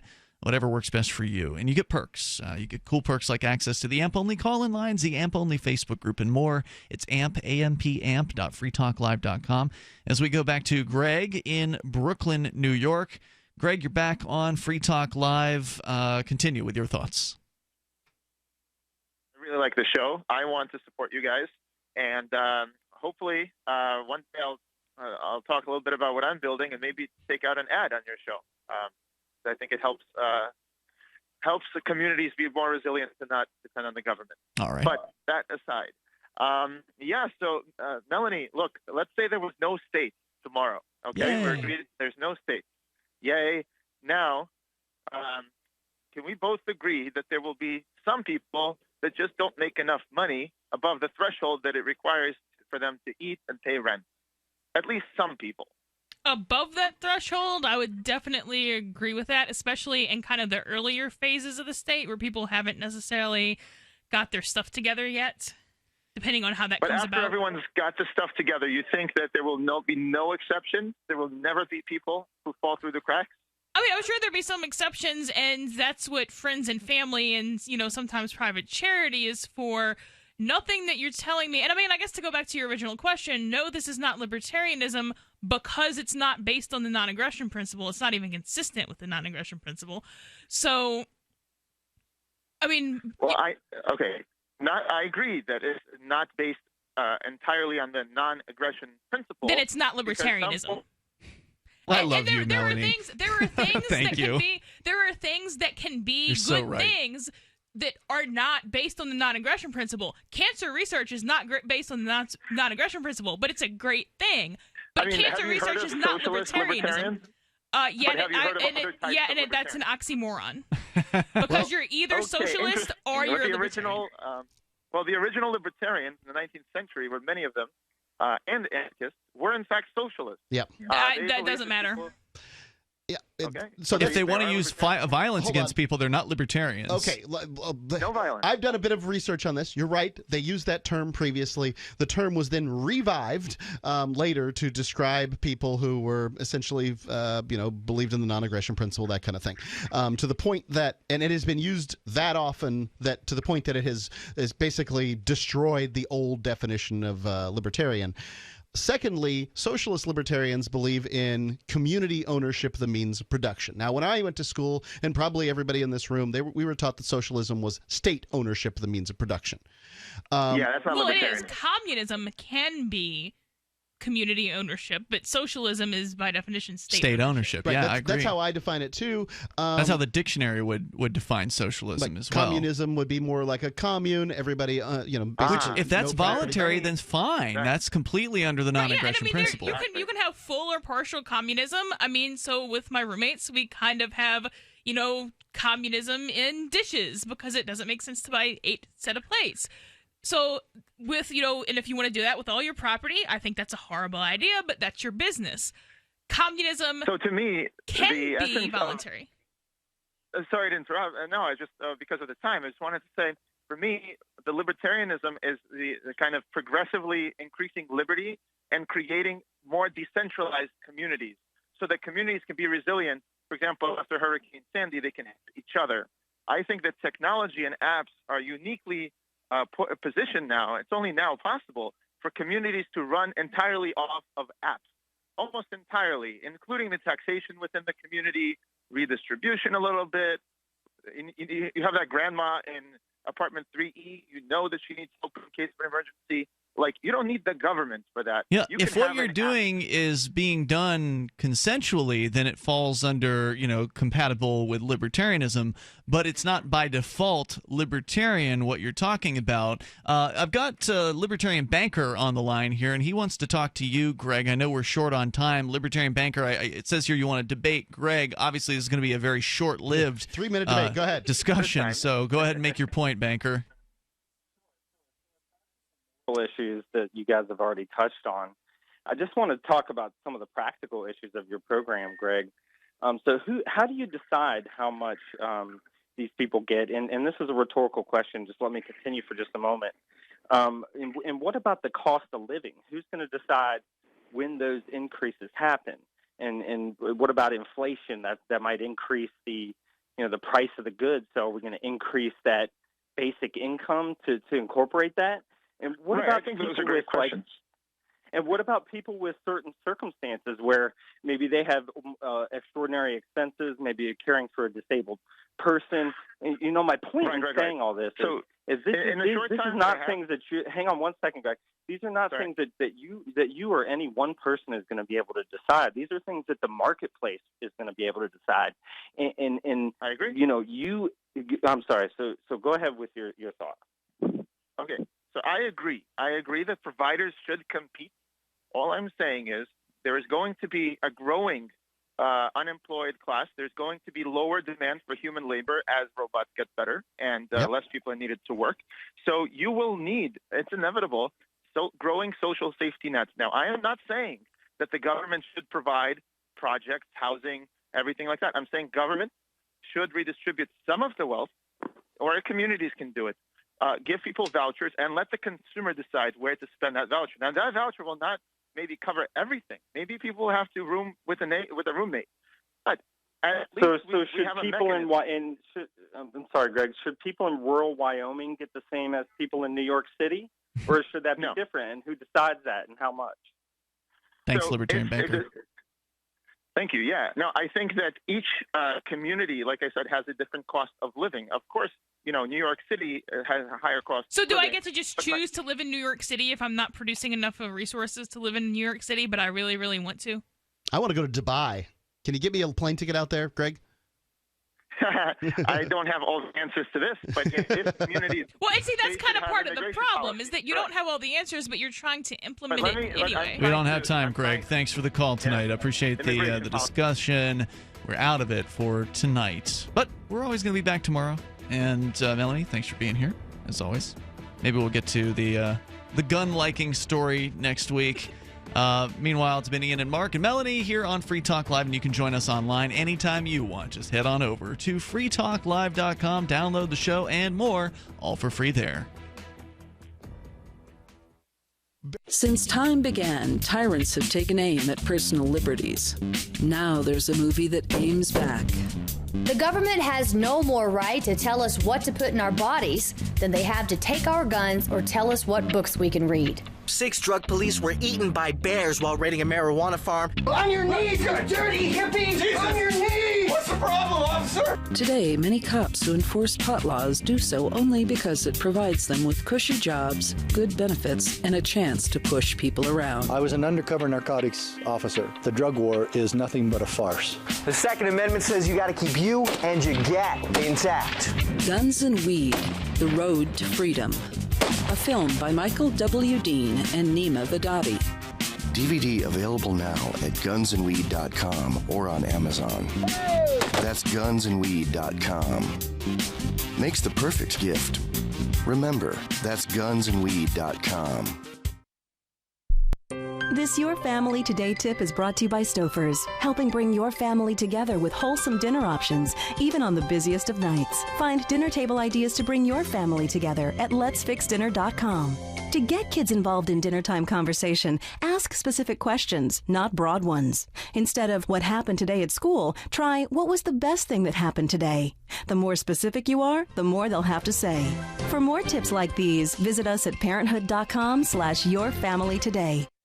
So you've heard all 3 hours of the latest episode of Free Talk Live, and you're still hungry for liberty-oriented audio content? Did you know that we have another 24/7 audio stream at LRN.FM? The Liberty Radio Network airs the latest episodes of some of the best liberty-oriented podcasts on the internet around the clock. In addition to recorded content, you'll also hear live shows like Free Talk Live, originating from our Keene, New Hampshire studio. So listen anytime at LRN.FM. That's LRN.FM. The latest episode of Declare Your Independence is next, after the news, here on the Liberty Radio Network, LRN.FM. From Keene in the Shire, the Liberty Media capital of the world, this is Daryl W. Perry, host of FPP Radio News for Monday, May 8th, 2017. Silver is trading at $16.36 per ounce. Gold is valued at $1,234 per ounce. Bitcoin is trading at 1.7 cents, and the average price of Bitcoin is $1,612. And Howard.com reports the situation at the Afghanistan-Pakistan border is always tense, particularly after Friday's exchange of fire between the two sides, but appears to be rapidly spiraling out of control as Pakistani forces have attacked and destroyed several checkpoints along the Chaman border, which connects Balochistan to Kandahar. At least 50 Afghan soldiers are reported dead and over 100 wounded, as Pakistan reports they've destroyed 5 separate checkpoints in retaliation for Afghan fire. There is no news of new Pakistan casualties since Friday's exchange of fire. Locals say that the border crossing was closed early in the day by Pakistani security officials and has remained so, with loudspeakers ordering all villages on the Pakistan side of the border evacuated until further notice. Helicopter gunships are reported overhead, and over 2,000 families have been displaced. Pakistan has accused Afghan officials of unprovoked attacks on the villages and of targeting census workers in the border region. Afghanistan does not recognize the current border between the two nations, but insisted it was Pakistan that fired first in the most recent round of fighting. For nearly 40 years, Roberts & Roberts Brokerage has been a trusted source for buying and selling precious metals like gold and silver. They also take Bitcoin for precious metal purchases and have permanently removed the minimum purchase amount for all orders paid in the digital currency. Call Roberts & Roberts today for knowledgeable advice on buying and selling precious metals and a forward-thinking approach to new technologies. 800-874-9760 or visit online at rrbi.co. UPI reports House Speaker Paul Ryan on Sunday described claims Republicans rushed through their replacement bill for health care reform as a bogus attack on the left, though he accused the Democrats of doing the same thing in 2009. On Thursday, Ryan quickly called for a vote after getting enough Republican support. The U.S. House approved the American Health Care Act 217 to 213 as 20 Republicans and every Democrat voted against the bill. Ryan said on ABC's This Week the bill has been online for 2 months and was analyzed twice by the nonpartisan Bipartisan Congressional Budget Office, which predicted from the initial bill that 24 million more Americans would be uninsured in 10 years. When George Stephanopoulos noted that significant amendments were made to the bill, Ryan said the final amendment was 3 pages long. It takes 30 seconds to read. The amended bill was only posted online hours before the vote. Several Republican House members, including Representative Chris Collins of New York, admitted publicly to not having read the entire GOP healthcare bill before voting on it. Ryan criticized Democrats in 2009 when the Affordable Care Act was passed. Are you an advocate for free market money? Do you promote Bitcoin as an alternative in a fiat-centric world? Then you need Spendabit in your arsenal, the search engine for things you can buy with Bitcoin. Spendabit aggregates millions of products from thousands of Bitcoin-enabled merchants. Keep your money in the free economy. Visit spendabit.co today. Bitcoin merchants, ask about our merchant suite to reach even more customers. Spendabit.co. Reuters reports the father of a teenage boy fatally shot in the head while in a car that was driving away from a policeman has sued the Dallas area officer for excessive force over the incident that has stoked simmering debate about racial bias in U.S. policing. The lawsuit, filed at a federal district court in Dallas on Friday by Odell Edwards, seeks undisclosed damages from former Balk Springs police officer Roy Oliver for shooting his son Jordan Edwards. The suit also named Balk Springs, a predominantly minority city about 50 miles from Dallas, as a defendant. The lawsuit accuses the city of failing to properly train Oliver, a person plaintiffs described as having a short fuse and a history of abusive behavior towards citizens. Oliver was charged on Friday with murder for the death of Edwards, described by friends and family as a good student and athlete. Hundreds attended a funeral for Edwards on Saturday, held about a week after he was fatally shot. His family has asked that any protest be put on hold to give the family time to grieve. Oliver surrendered on Friday, hours after an arrest warrant had been issued, and he was released on bond. He has not spoken publicly about the event. An Edwards family lawyer has said his two brothers were in the car with him and watched him die. The lawsuit alleges the two brothers were subject to racist comments, and the brother who sat behind Jordan Edwards when he died was handcuffed at the scene but not charged with any crime. This has been FPP Radio News. Online at fppradio.com. Well, our own Rebecca Mira takes us on a tour of the Olympic Village. We have a full-size bed, lounge area, shower, plenty of space, which is great because I'm constantly having sex in there. The Village is a temporary home to the world's most physically impressive athletic men and women. It was important to the Olympic Committee to give them a comfortable, state-of-the-art area to each other's brains out while they're not competing. We have a pool where they can have a sex, a theater where they can have a sex. All these athletes are hot, horny, ready to go. They deserve the best. I was in Vancouver where I got eaten up by this French speed skater. I have to say, these facilities are even better, and I'm going to try to a Japanese guy. You spared no expense. These athletes deserve the best. They sacrifice so much for their countries. They deserve to be able to until their and can't take it anymore. And these facilities won't go to waste. Once the Olympics are over, they'll be converted to a resort where Russian businessmen can come to their prostitutes. This is the Onion News Network. And now, live from the studios of Freedom's Phoenix, Ernest Hancock. Believe me when I say we have a difficult time ahead of us. But if we are to be prepared for it, we must first shed our fear of it. I stand here without fear because I remember that I am here not because of the path that lies before me, but because of the path that lies behind me. I remember that for 100 years we have fought these machines. And after a century of war, I remember that which matters most. We are still here! Today, let us make them remember. We are not afraid!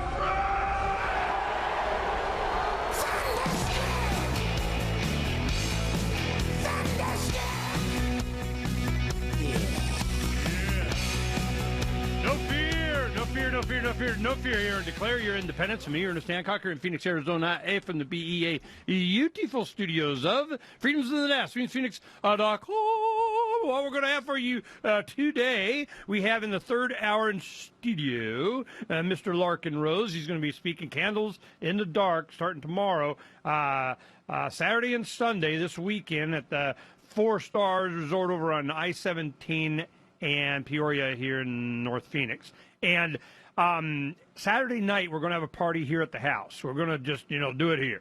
We're going to do it here, we're only like 10 minutes away. So it's going to be fun. We're going to rock and roll and whatnot, and we got a bunch of, A-list guys who's going to be here. You all be here too, But then, of course, go see Larkin Rose for 2 days and get learnified on how to be an anarchist and still get invited to Christmas dinner.